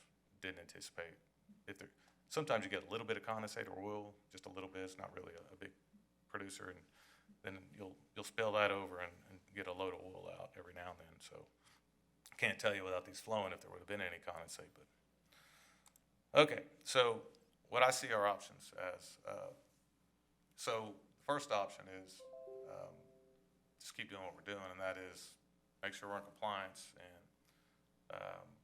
the truth is we're not actively evaluating this site right now, honestly, as far as downhole potential and all that, but over time to evaluate the site. And market conditions change and lots of things change. There's lots of variables. So to keep doing what we're doing, we could also divest of the wells and the property just as we acquired it. We could abandon the wells. We could produce the wells, but to produce the wells, we would have to have a pipeline, and you would need an SUP for that pipeline. And then, of course, if we were going to drill or complete any more wells, we'd need an SUP. So, so as far as I know, my interpretation of the ordinance is if we were going to move gas to sales through a pipeline or drill anything, we would have to have an SUP and get approval here and go through the process of public input and city council approval. Any questions on that? One question, and we might get into it later, but does producing the wells, does it absolutely require a pipeline, or can the gas be put into trucks or tank trucks in any way? Well, if it had a lot of heavies, and if we put if the gas had a lot of liquids to drop out, light ends, Y grade, and you can get it, we would have to put a processing site on site, facility on site, called Jules Thompson unit or refrigeration units, things like that. But you'd have to move the gas. I mean, there's no way these wells just don't do that. There's a reason it's not, you don't see that around, because this formation isn't really going to get you there doing that kind of thing. So is it fair to say without the pipeline that it's functionally obsolete without a pipeline? Well, without a pipeline, yeah, you're not going to put gas in sales to the pipeline. But there's I don't think we're going to do it, but some people are putting generators on site to create electricity off of wells, as an example. That's something that's starting to happen more and more out there. I kind of doubt it. I'll say that for something like this site. So, we don't know what we have, but the reality is as an organization, we represent investors, and it would be irresponsible for us to, divest of a well or abandon a well that could in the future be very profitable. It's just probably not as it sits right now. There's a reason that the company before us didn't build a pipeline. So, I would say that market conditions would probably have to change before any kind of action would be attempted on this site. On compliance, so I went through the ordinance, and because you guys have a very thorough ordinance, but a lot of it really gets to drilling and completions, so you kind of have to, and noise. There's lots of things, and that's all good. But right now, I mean, there's 7 wellheads out there, so in my mind, a lot of it doesn't apply. But I went through and I tried to, say, okay, these things would apply for what's on site, and so I've got these as compliant. But on signs, I just found out we're not in compliant on the sign. We're about to be in compliance on it. I thought we were there, but we're not. So that'll be completed very soon in the next week. Submitted the plans, and the other thing is there's 2 cameras on site, but I've got to make sure, we actually use a company on other sites to monitor sites, and I've got to make sure these are set up and being monitored, basically. So those are kind of the 2 outstanding compliance issues as I see them, unless anybody has any questions on other items. Okay. And then as far as safety goes, so I showed you guys the wellhead, and so of course the gates should be locked shut. The valves are locked shut. The ends are capped. Something we're doing, just to kind of be thorough and make sure it is good, just because we took over the site and we don't know what the history is necessarily with it. I had Ryan out doing ultrasonic thickness testing today, and he's going to follow up and do some more next month. But he specializes in that kind of, he's an expert and certified in that. But that basically, you take a tool and you basically see what thickness of the steel is. That way, if there's any kind of corrosion that would have eaten the steel, you can see that. We have to do this with our pipelines. And so he's doing that, and he's going to write up a report. I'm going to go ahead and put this site in our semi-annual emissions monitoring program, which we have to do for the EPA at other sites. Now, the EPA wouldn't require this for these wells, and usually it's really more from the tanks where you're getting in the separators, the leaking. But they'll come by, and it'll be in July, the next one, but they'll come out with an optical gas image flare camera, basically, and they'll do it per EPA requirements. Weekly operator visits, camera's gonna be in operation and monitored, and of course, there's an emergency response plan. So I feel like the site is safe. You know, I can't tell you that nothing could ever bad occur there, but the likelihood is very low, in my estimation. So that's what I was gonna present. I'm sure there's gonna be questions, and I'm very happy and glad to be here and answer them. Thank you. Does anyone have any questions right off the bat? What is the frequency of the air monitoring? Well, what we're gonna do is put it in the semi-annual program, so, Okay, yeah, I thought that's what I understood. Sure. that'll start in July. One of my questions that I had for Ryan when he was here was regarding the floodplain, the 100-year floodplain. Do you know if there's been any modifications to that? Yeah, I just got an email on that. I'm gonna forward it to Ben, and you can distribute it, I guess, but I just got it. I think the gist of it is no. Okay. But I'll send it. I don't wanna comment and get it incorrect right now. Okay, all right. Let's see.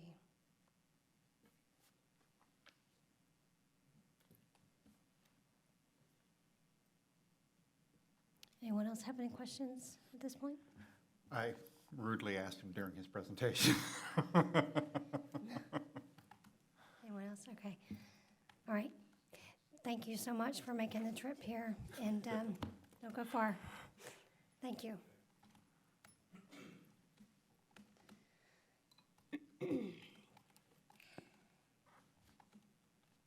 I do have a number of cards on this item, and I would like to open the public hearing. Public hearing is open.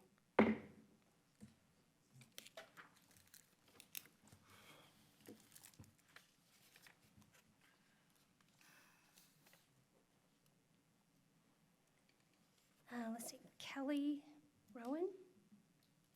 I could be mispronouncing this. Bowen, maybe? Rowan?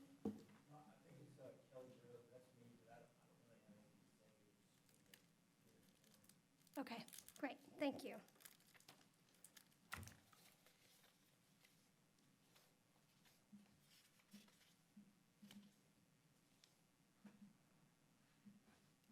Michael Fitzpatrick?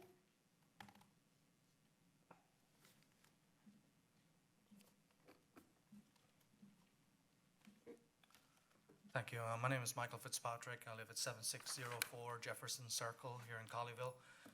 I'm a board member of Monticello Homeowners Association, and it's in that capacity that I'm here today.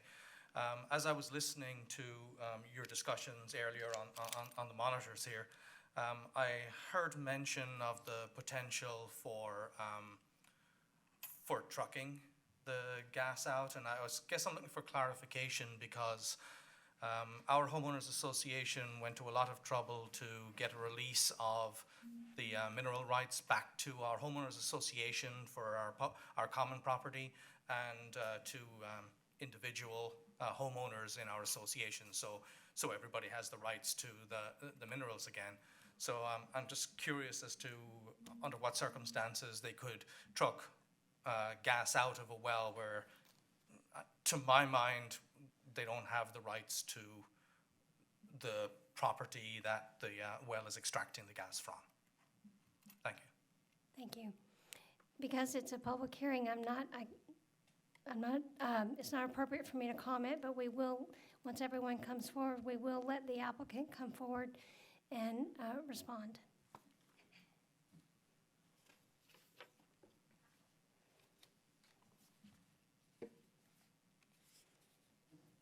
Okay, the following people I have speaker cards for, that do not wish to speak, but they like to have their opposition recorded for the record.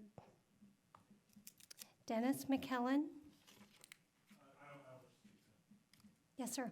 So I'm just basically calling out everyone that I have speaker cards for individuals that want to have for the record their opposition recorded, but don't necessarily want to come forward. Thank you.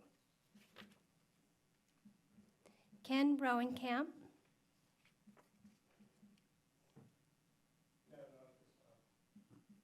Thank you. Sharzad Ashinpour.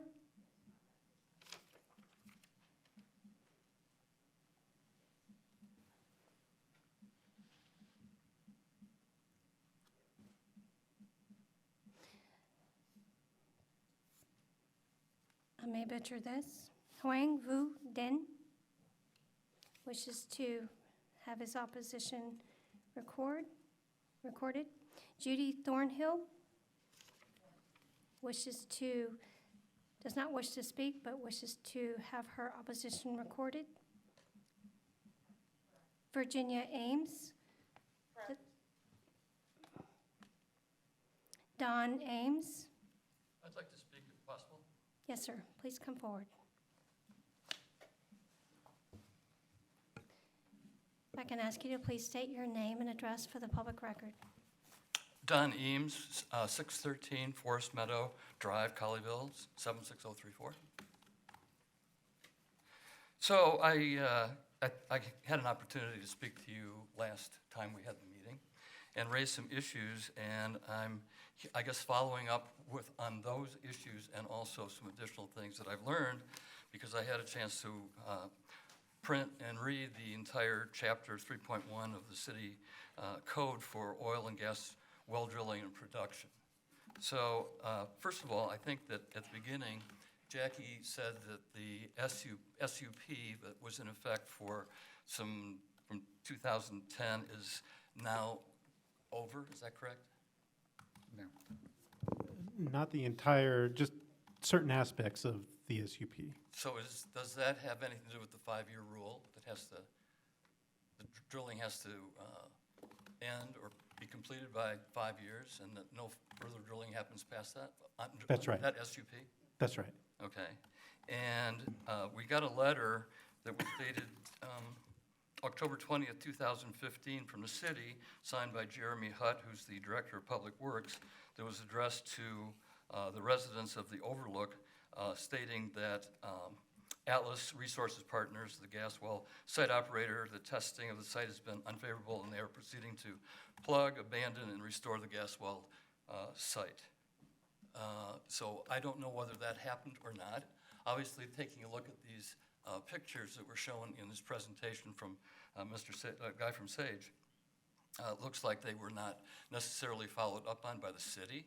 So if you understand what kind of plugging means, there's a part of the city code which is under section 3.1-185, plugged and abandoned wells. And it talks about what has to happen when that all happens. And it appears that none of that stuff happened, even though this letter from the city said that they abandoned and plugged the well. So that's a question I have. And if there is an additional drilling or fracking to be done by the SAGE organization, I would think that the section 3.1D, 1 and C, which talks about you cannot, it should be unlawful to drill, re-drill, deepen, re-enter, activate, or convert any well with the center of which at the surface of the ground is located C, within 1,000 feet of any residence. So those are all the questions that still remain open for, I think, myself and probably most of the residents in Overlook. Thank you. Thank you. And as with before, I'll invite the applicant, once I get through my speaker cards, I'll invite the applicant to come forward to speak, to respond.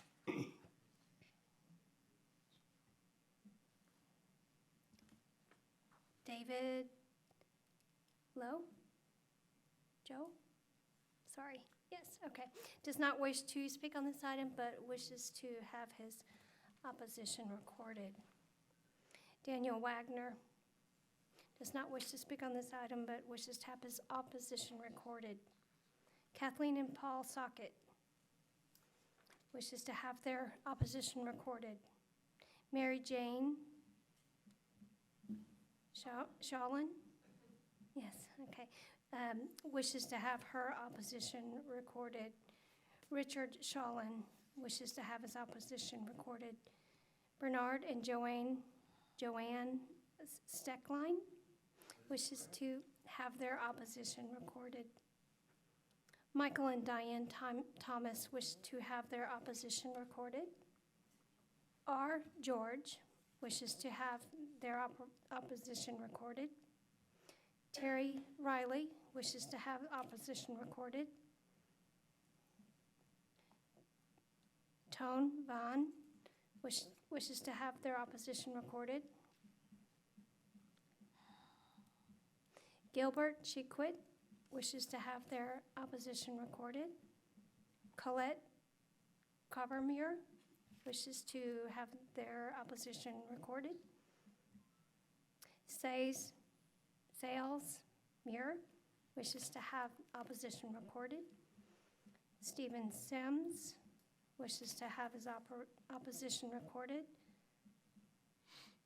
Partha Yogi wishes to have their opposition recorded.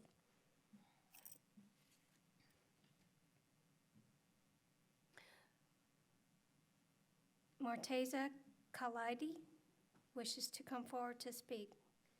I apologize if I got your name incorrect. You got it right. Oh. Correct mispronunciation. So is it Khalidi? Khalidi. I've mispronounced my own name. So please. How do you pronounce it? It's actually Khalidi, but nobody can pronounce it. But, so okay. I apologize. Right. No, you don't need to apologize. Anyway, thanks for giving us the opportunity. You know, when I was looking at the picture... Sorry to interrupt you. Would you please state your address? Oh, I'm sorry. We live in 404 Forest Meadow Drive in the overlook, about 500 feet from this site. You know, as I was looking at the picture, it reminds me of the fuel storage facility on the Highway 26, I think it's New Star, where they store ethanol and gasoline. And right next to it is a factory, cement factory, and so on. So if we change things this easily, then what would prevent the next neighbor to build a storage facility like the fuel facility? And when you compare the two, actually, the one that is in Highway 26 is actually far safer than what this is, because that is over the ground, it is under controlled environment. And what the biggest thing about this is the unknown factor of what is underground, and they try to extract it by pumping high pressure liquid and going deep down, and then explosives. And the gentleman spoke about the safety, and there are a number of issues that was listed. What was not listed, for example, that what assurance do they have that when they put the concrete and they put high pressure liquid, there is a crack in that concrete. There is clear evidence in the literature, scientific literature, peer reviewed, about the contamination, about the gas leaks, about the water contamination. There is also a correlation between seismic activity and fracking and so on. So all these are known. Yes, fracking technology has improved, but not 200 feet from residential houses. There are 70 houses close to this, within 1,000 feet of what they are trying to do.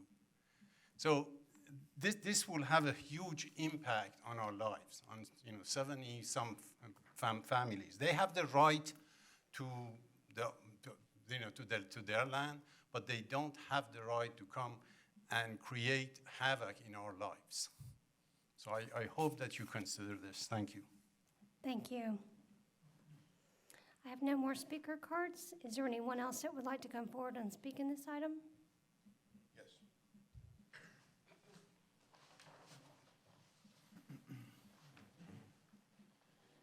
And once you're done, sir, I'll ask you to please fill out Yeah, I have one, I didn't turn it in. My name's Anthony Minzy, I live at 617 Forest Meadow Drive. I back up to the work site in question.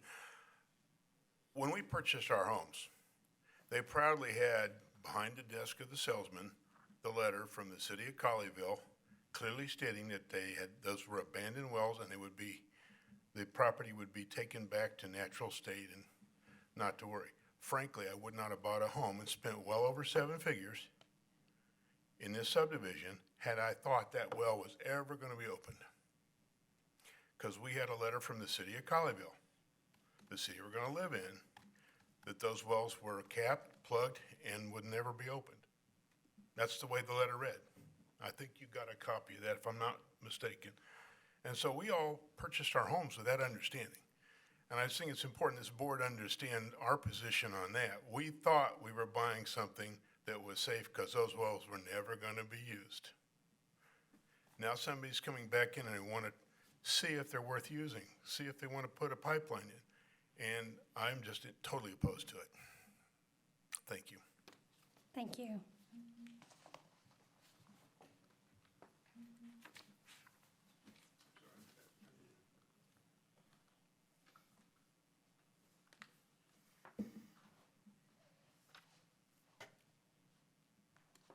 Donald Gorner does not wish to speak on this item, but wishes to have his opposition recorded. Pamela Burton does not wish to speak, but wishes to have her opposition recorded. David Nucitelli does not wish to speak, but wishes to have his opposition recorded. I hope I got your name close. I have no more speaker cards on this item.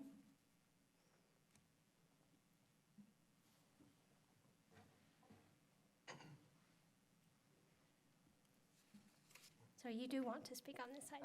I just have a quick question because Okay. my name's Terry Riley. I live at 601 Forest Meadow in Colleyville. Mhm. But I'm in agreements with the previous guy. We haven't heard anything from the city about what steps y'all did to ensure that those wells got capped. We haven't heard anything. So that doesn't have to address with with Sage, but it has more to do with you guys. So I'd like to hear from y'all. Thank you. I have no more speaker cards on this item. Yes, sir? And just to be clear, I want everyone to have an opportunity to speak. Thanks for allowing us to come in again. I'm Stephen Kendrick, 401 Overlook Drive, Colleyville, Texas, 76034. Yes, Dr. Kendrick? Thank you, ma'am. I guess I have a question for staff, actually going all the way back to the original SUP, or a question for you guys that can be redirected if necessary. When you look at it, it was approved in 2010. The wellheads were drilled within 5 years, but production never occurred. To follow Don, section 145.1E, subsection C, talks about production specifically. It states, if the provisions of section A above are met, the operator shall have 5 years from the approval date of the SUP, allowing gas well to begin production. If no well production is begun within 5 years, that SUP will automatically expire. So in reading this, the original SUP has expired. Now, notwithstanding, we still need a new SUP to change ownership. I understand that.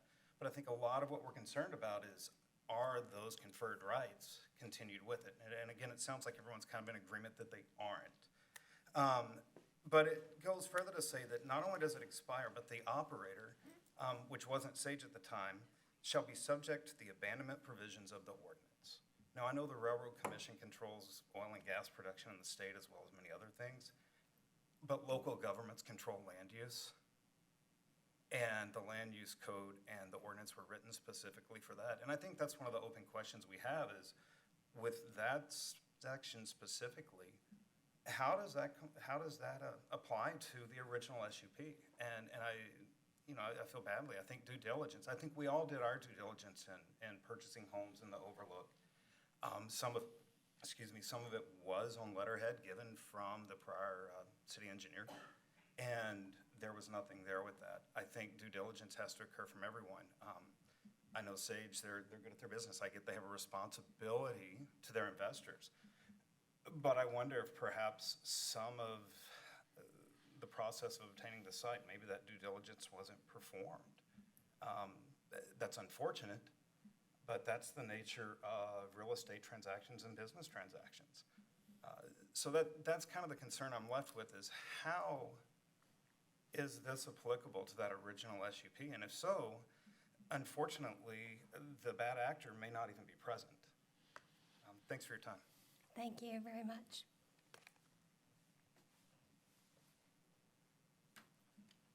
I have no more speaker cards on this item. Anyone else like to come forward to speak? Having no more cards, I'm going to close the public hearing. Public hearing is closed. I'm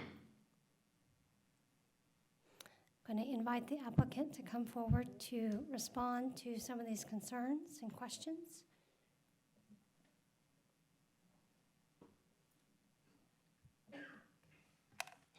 Okay, well, some of the stuff I don't know that I should speak to, but the things that I think I should, there was a mention about trucking out gas. I'll just say,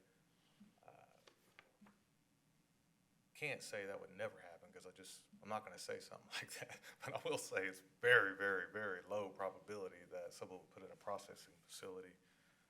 And I mean, they don't do that in the Barnett as far as I'm aware. And I don't think that's ever gonna happen. So that would be trucking out like a natural gas liquids. They'd have to be refrigerated. And, we don't have any sites like that, and there's a reason. And so therefore, trucking wouldn't be, there would only, if the site went to production, then trucking would be for water, just for the record. And I think there's provisions in the ordinance on how many trucks and daylight only and things like that.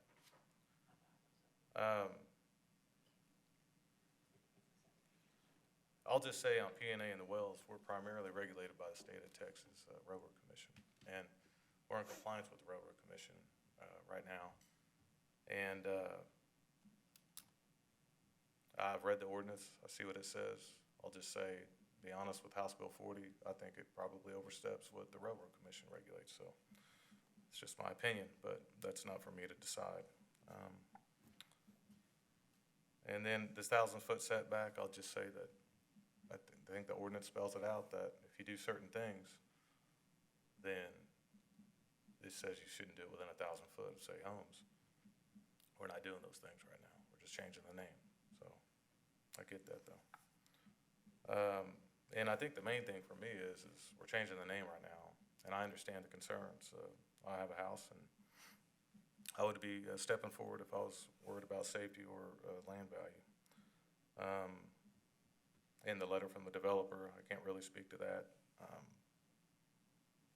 And as far as the fracking and the concerns with it, I mean, the hydraulic fracturing is over. I mean, if there was gonna be more hydraulic fracturing, there's gotta be an SUP approved and go through that whole process.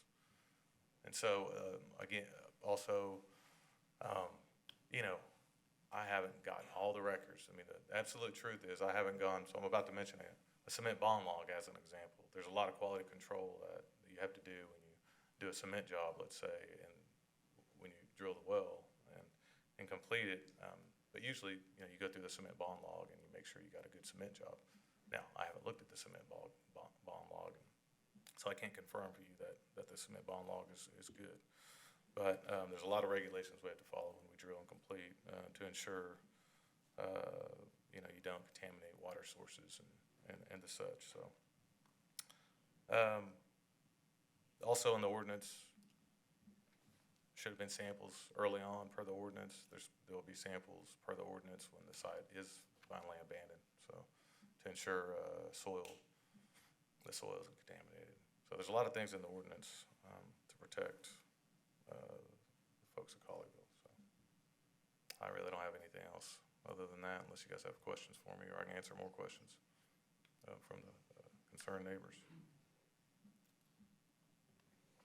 I want to make sure that the neighbors' concerns were addressed.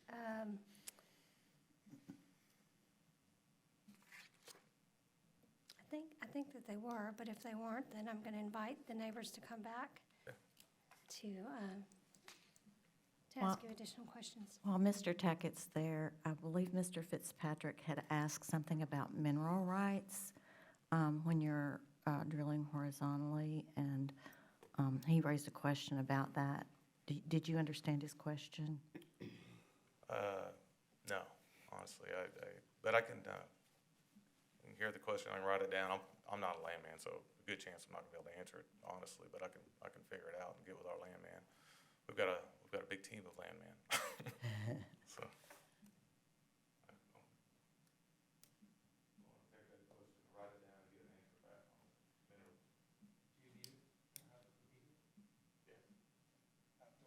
Come forward, please. And I want to make certain we get everyone's questions addressed as best as we can. The former owner of the site, there was always a little confusion as to what the owner's name was, whether it was Atlas or Titan. I think one was operating under, it was Atlas operating as Titan. We had leased mineral rights to, as a homeowners association and as individual homeowners, we had leased our rights to the operator back when the original application was going through. And once that 5-year window had passed and the notice came out that the pipeline had been, wasn't going to be pursued, we went through a process of regaining our rights to the mineral rights of our homeowners association and of our individual residents. So I was curious as to how, should the operator decide to truck gas out, which I understand you're saying is highly unlikely, but the question still stands. If they go to do that, how can they do that if they don't have the rights to the minerals under certain property that's around there that they would be extracting from? And I can provide you with the release of rights if you need it. I have the paperwork from Tarrant County.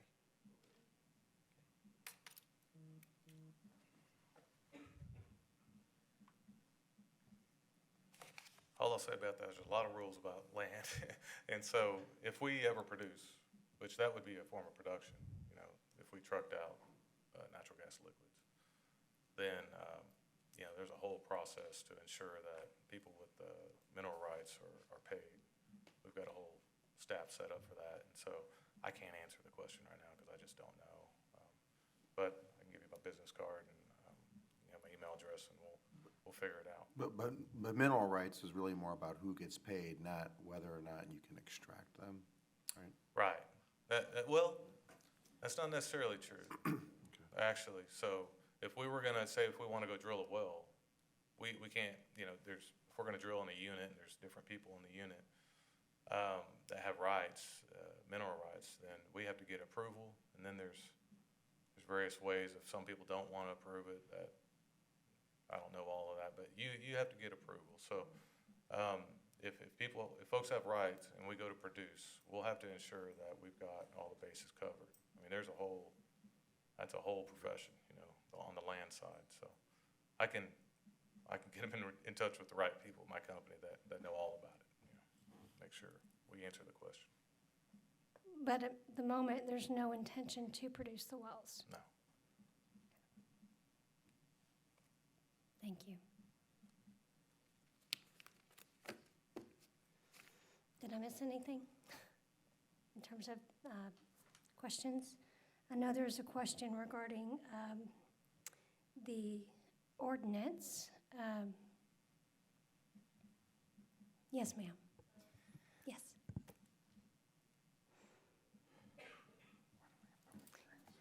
Hi, If you can my name please- is Colette Cobbinmer. I'm at 7700 Overlook Drive in Colleyville, Texas, 76034.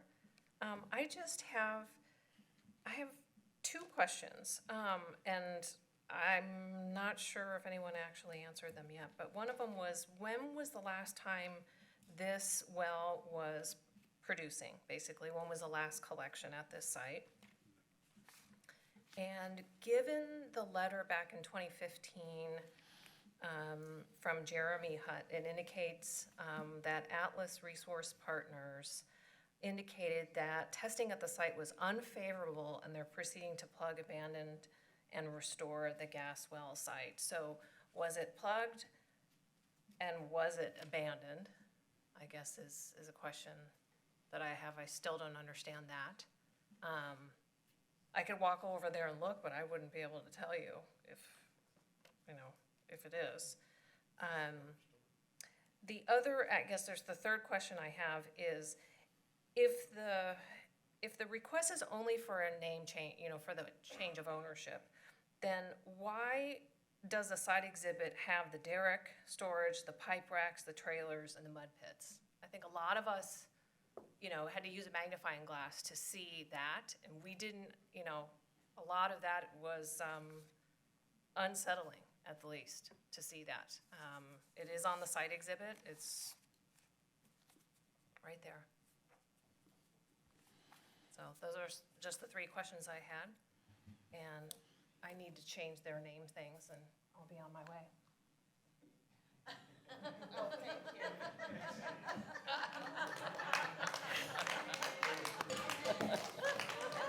You're Claudia and you're Jason? Thank you. We are in the right seats. We just got confused right here.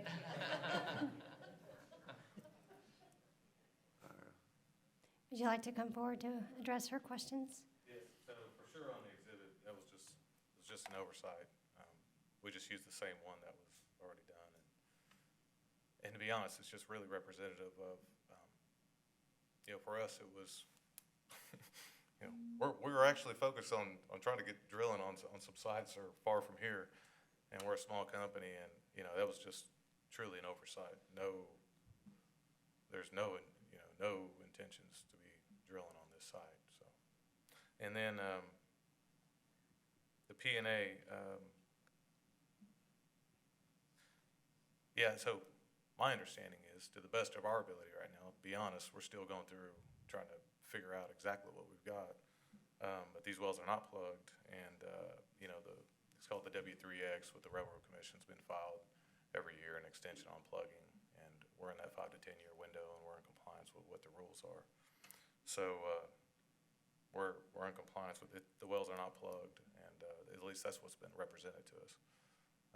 We haven't gone in with a workover rig or anything and verified physically, but the wells are not plugged, and so theoretically, if someone built a facility and a pipeline, then you could theoretically, if they're going to flow, then they would be produced. So, so they're not plugged yet. Thank you. Yes, sir.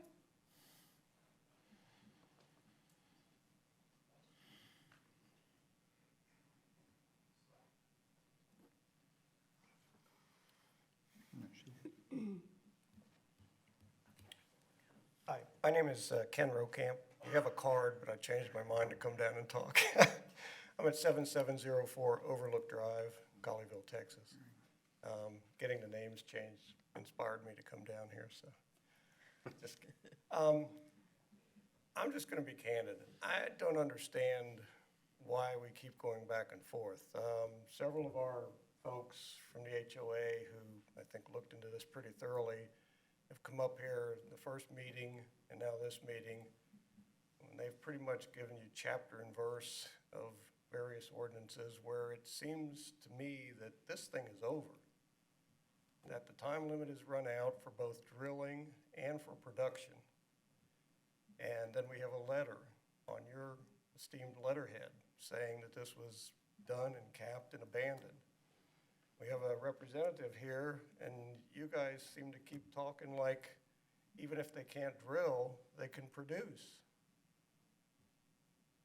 Can you guys, who's going to give us an opinion on this? It sounds to me like it's pretty clear that it's over.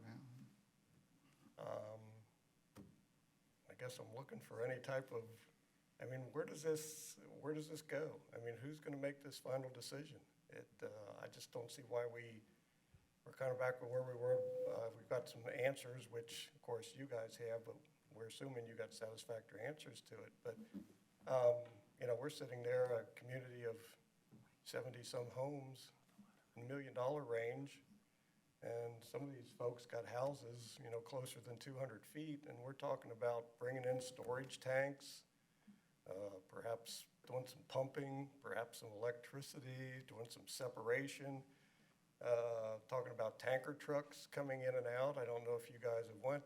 Pleasant Run has its name for a reason. It's a nice 2-lane road going up. It was just recently surfaced after the construction trucks left our community. And we don't have concrete sides on it. There's fall-offs on each side because of Big Bear Creek going through there. And the edges of the road are already starting to crumble and crater. How in the world could the city of Colleyville allow tanker trucks, and I think the first meeting was like a half a truck per well a day? So that's 3.5 tanker trucks a day possibly going up and down that road.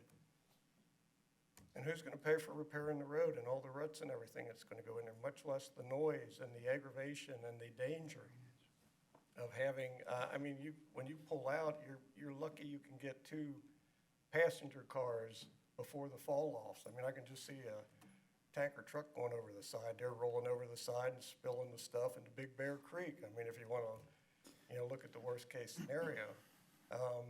I don't know what South Lake thinks about this because we have a turnaround there by John McCain, or we have a roundabout. I could be wrong, but I think a tanker truck would have a hard time making any type of roundabout there and heading out to 26 or whatever. So that would mean they're probably going to be going up to South Lake, up through South Lake. I wonder what the residents and everybody thinks about that.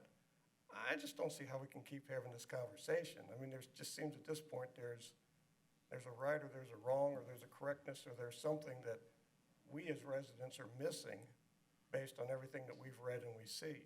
So I'm just bringing it up. We're just kind of confused why this hasn't ended. So thank you very much. Appreciate your time. Thank you. Anyone else wish to come forward and speak on this matter?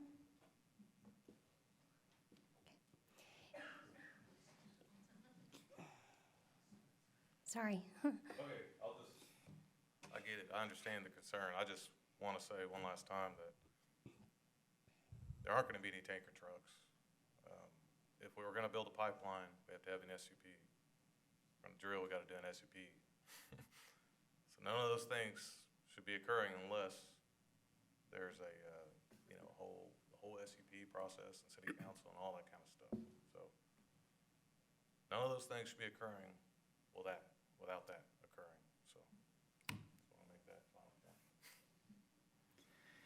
Thank you. And if I have no one else that wishes to come forward to speak, I will close the public hearing. Public hearing is closed. Okay. There were a number of issues that were brought up. One of my concerns is regarding the site plan. I think the site plan needs to be modified and corrected, so there's not a concern. Madam Chair, I'll go ahead and take the blame on that one. Again, it was just reusing the exhibit that was existing within the existing SUP document. Okay. Yeah. Okay. And it's my understanding, too, that the existing SUP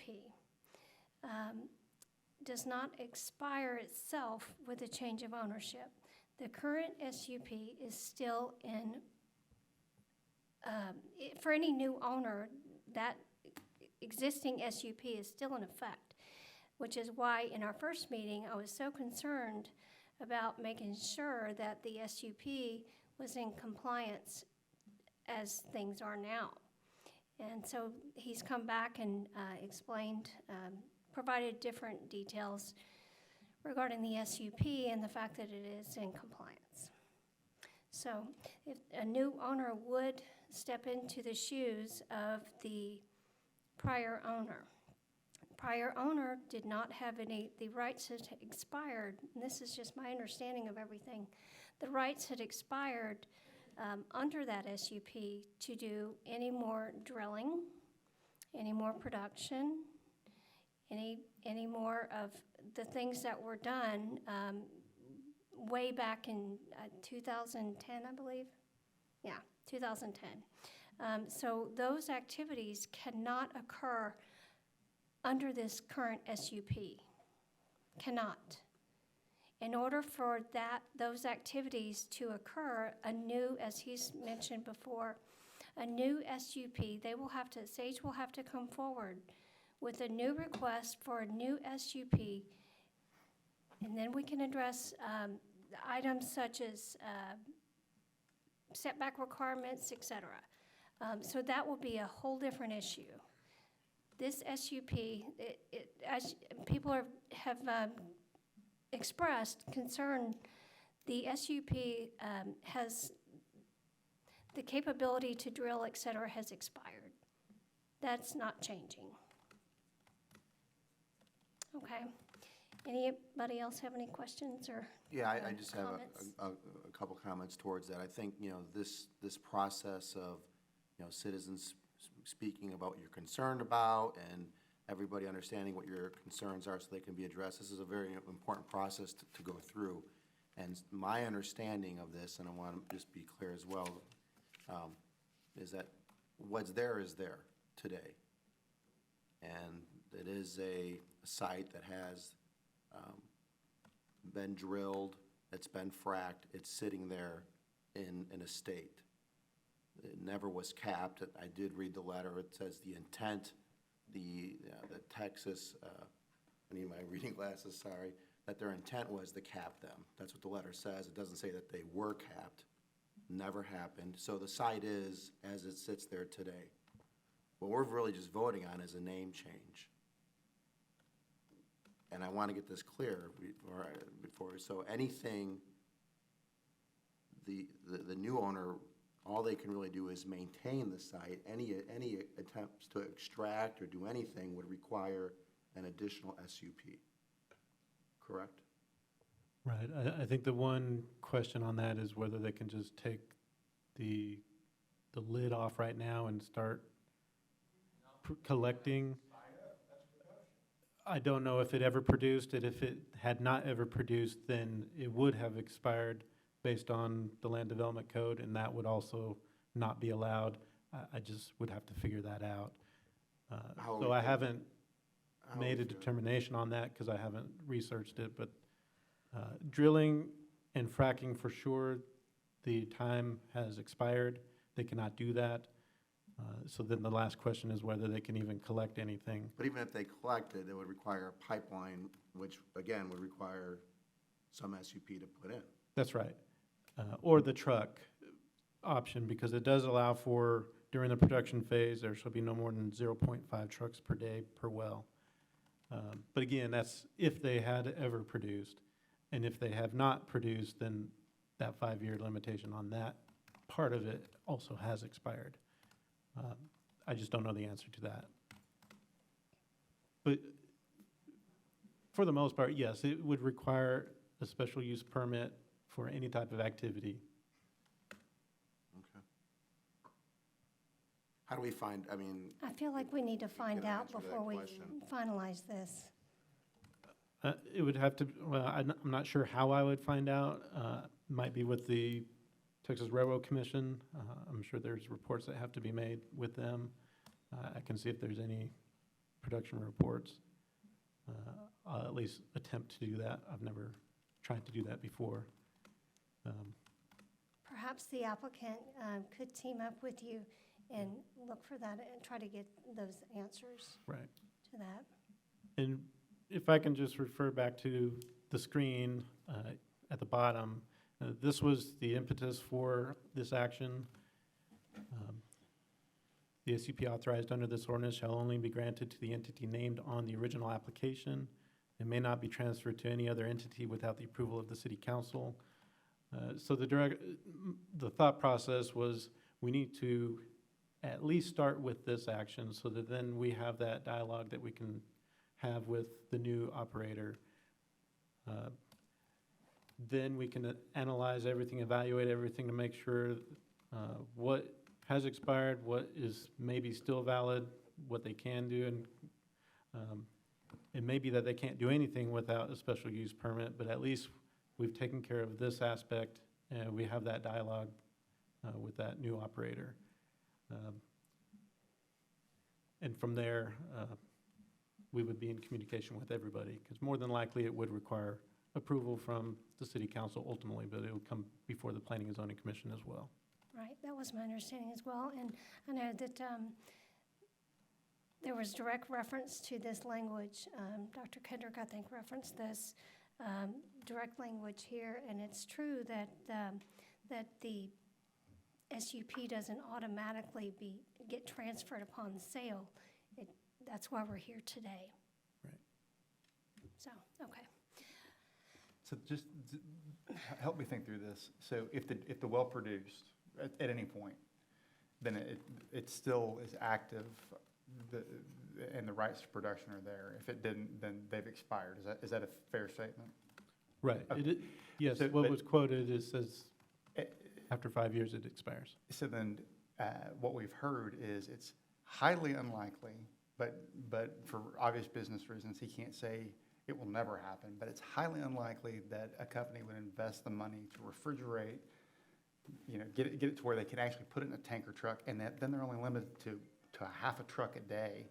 I think most of us that are in business would probably say that that's not going to balance sheet very well, but that's still, they might have that right. So we need to figure that out, but they would have that right today. I mean, if it produced, it produced. If it didn't, it didn't. So the SUP either is or it isn't. That shouldn't really impact the ownership change. That's a question we need to get resolved to whether if they ever needed to, or if they ever wanted to move forward, they'd know what was in front of them. Right. But to me, it seems like every avenue requires an SUP to get to where they want to be, and that means they have to come back to this board, right, and to city council. So to me, it seems like it really is just a name change here. Yeah, we're not giving any, if this were to be approved, we're not giving any rights to this new owner that the previous owner didn't already have. Right, that is the intent. I think it was, well, this is my attempt on the language. Hopefully it satisfies that. That was the intent, is to say this is for name change only, shall apply to the ownership change from Titan Operating LLC to Sage Natural Resources LLC. And all other elements will remain in full force and effect. Does the SUP, when it talks about trucks, tankers, does it specifically mention water? Because I think that's the intent, is that it was to haul water off, to empty the ponds. If that's the case, then there is no case for production, because even if you could truck it, it wouldn't be allowed by right.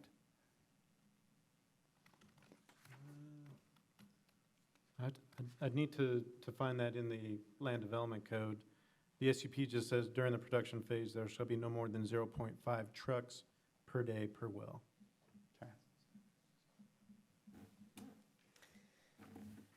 Okay, so it seems to me that we have a couple of outstanding items. One of the items is with regards to the mineral rights respective to the homeowners and the Homeowners Association of Monticello.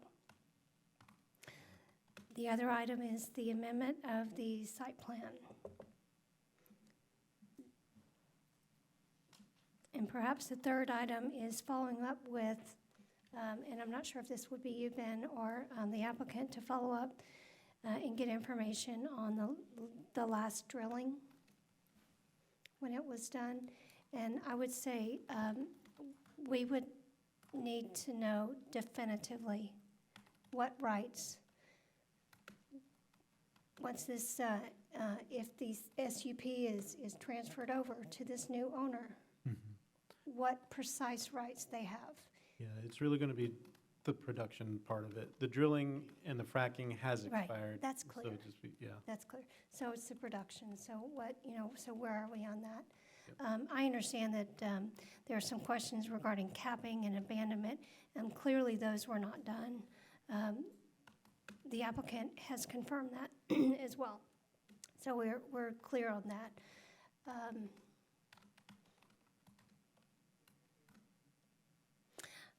With these unanswered questions, I'm afraid I hate to go back and forth, but I feel like I'd rather make a decision with all the information that I have.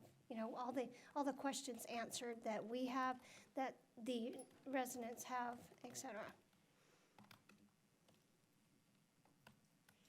What are the options though? Because they own it. Yes. So this is just about a name change. If we say no, then what happens? Because they own it. The name change is for the SUP itself, Right. not for the ownership. So yes, they Correct. they own this. They purchased it last year.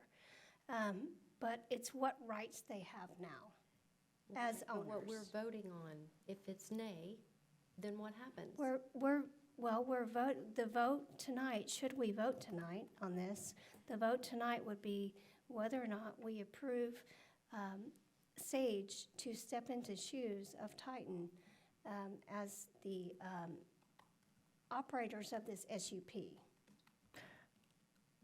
I have a comment. As I understand it, the SUP exists, and it is what it is, regardless of who the owner is.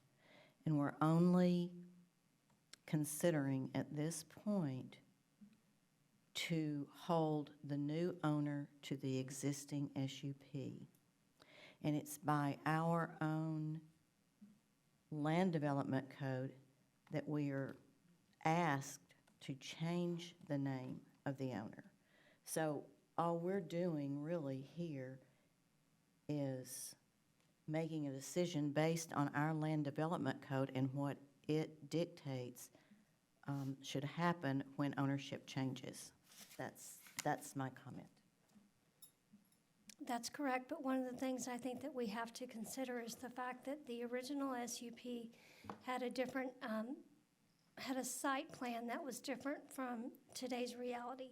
And I think I'm not comfortable approving anything with that site plan in place. Could we not, since Ben has taken responsibility for that, can we not move to approve the SUP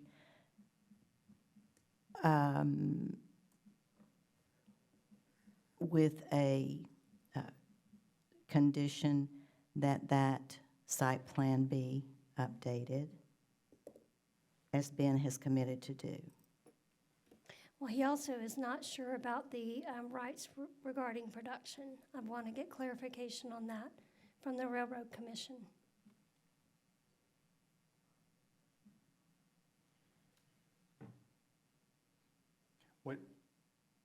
Is that correct that we don't have clarification on that? But, Right, I've not looked it up. let me ask though, does that change what we're doing here?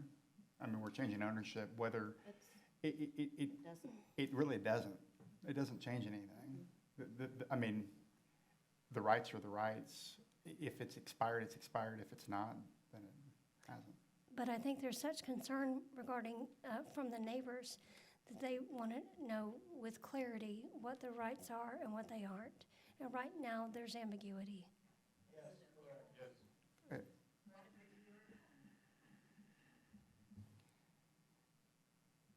Okay. Well, I guess what I'm saying is the rights of the SUP are still, I mean, we're not changing the SUP besides changing the name at the top of it. Anything else they want to do, they got to come back for. So Right. I Yeah, whether it's the understand. previous owner or the current, that It doesn't change. It doesn't change to produce gas without a pipeline. Yeah. Whatever. I believe me, I'm very sensitive to your concerns, and I think we need to be, well, I just said sensitive to them. But I don't know if they apply to what we're doing, in that whatever can be done there based on the SUP as it sits today, we're not changing that. And I would like to better understand the production part of it, because if it hasn't produced at all, that just means they really can't do anything but maintain the site without an additional SUP, another SUP. But that would be the same whether it's Titan or the new company, that doesn't change. So I just want to make sure we're not like, taking any things into consideration that in the end don't really matter.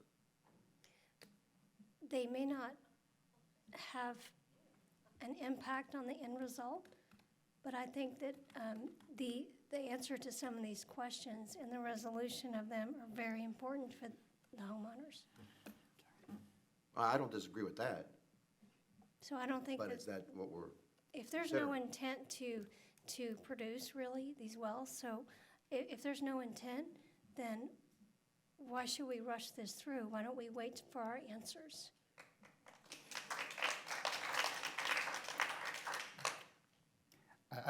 I would argue we're not really rushing it through.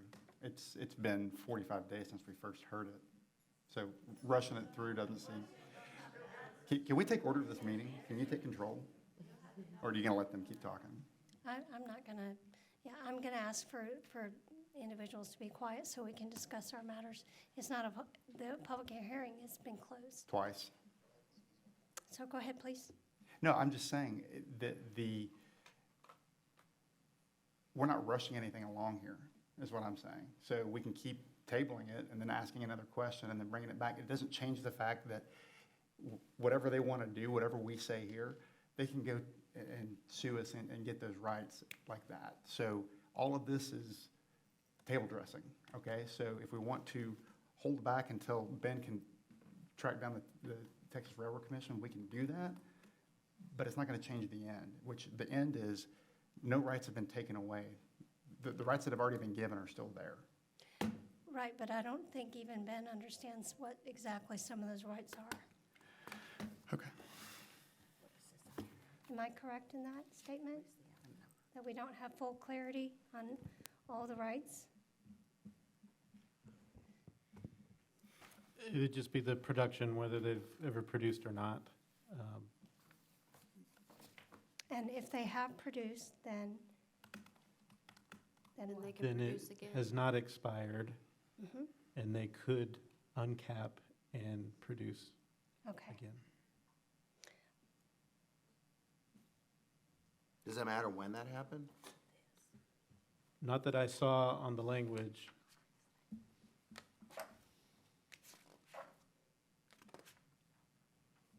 Under production, it says, if the provisions of section A1, which is the drilling aspect, above are met, the gas well operator shall have 5 years from the approval date of the SUP, allowing the gas well to begin well production. If no production has begun within 5 years, the SUP shall automatically expire. So it does matter. The production had to have happened within the past 5 years. Right, but it doesn't say that you can't stop production and then start again. It just says production must have begun within 5 years of the approval date of the SUP. So we just need to know, was there ever any production? Because that, Right. okay. Because for argument's sake, if there was no production, Then Then they, it's really they would just not a- be able to produce. this is just a name change, or new owner. That's right. Okay, and they are subject to the same, have to come in front of planning and zoning and city council for another SUP before really anything can be done. Correct. Other than maintaining the site. That's right. That's kind of how I look at it.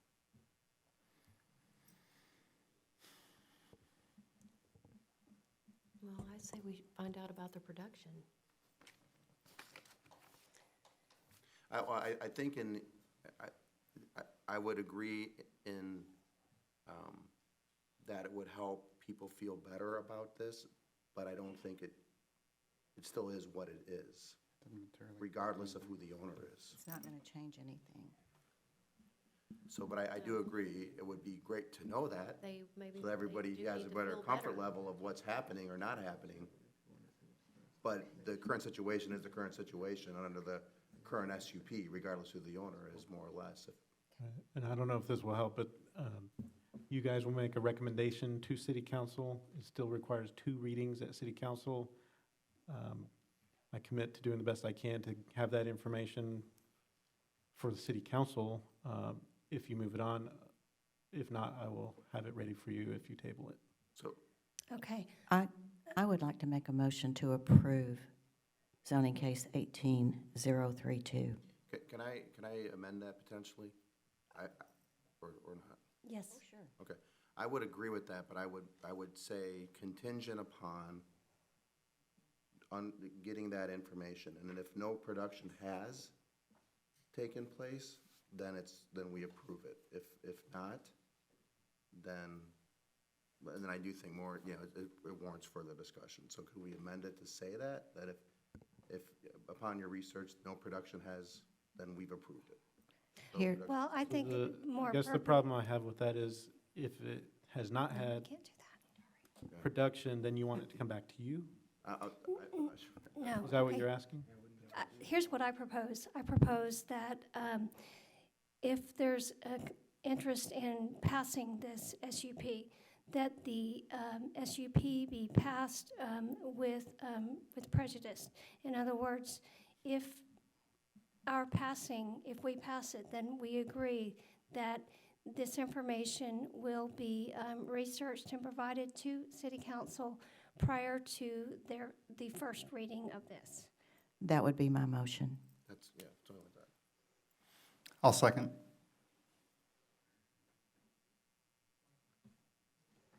Okay. So that information would be obtained, be shared with city council before they vote on this. Yes, it would, yes, I would insist on that. Because I think the homeowners need to understand exactly what the production phase is, what the rights are of the new owner. And the new owner probably needs to know that too. So I think we need to have this information before it gets voted on by city council. That was my purpose in making the motion. I certainly am wholeheartedly feeling what these people are feeling, but there will still be that opportunity 2 times more with the city council. And with additional information. Yes. That they'll have before they vote. And a modified site plan, Yes. please, okay. Was there anything else that I think there were 3 items. Yeah, I have clarification on the mineral right situation, the revised site plan, and then whether production ever occurred. And if so, when? Right. Okay, good, thank you. So, I would like to make a motion myself to, Well, I think we do have a motion oh, we do, that's right, we do. It was amended. and a second. It was amended, As amended, yes. okay. May I get a second? I already seconded it. Okay, very good, thank you. Okay, on case number ZC 18-035,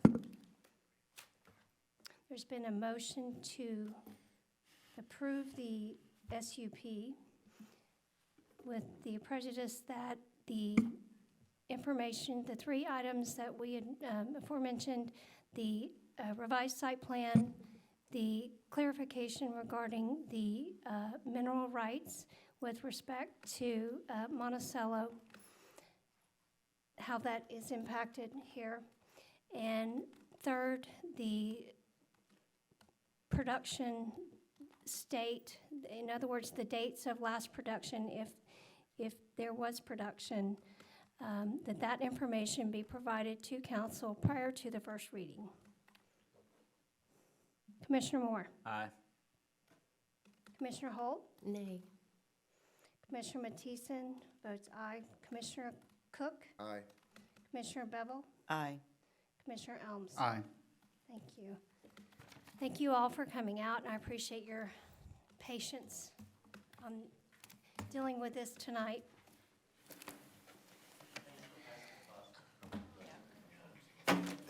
With that, we're adjourned.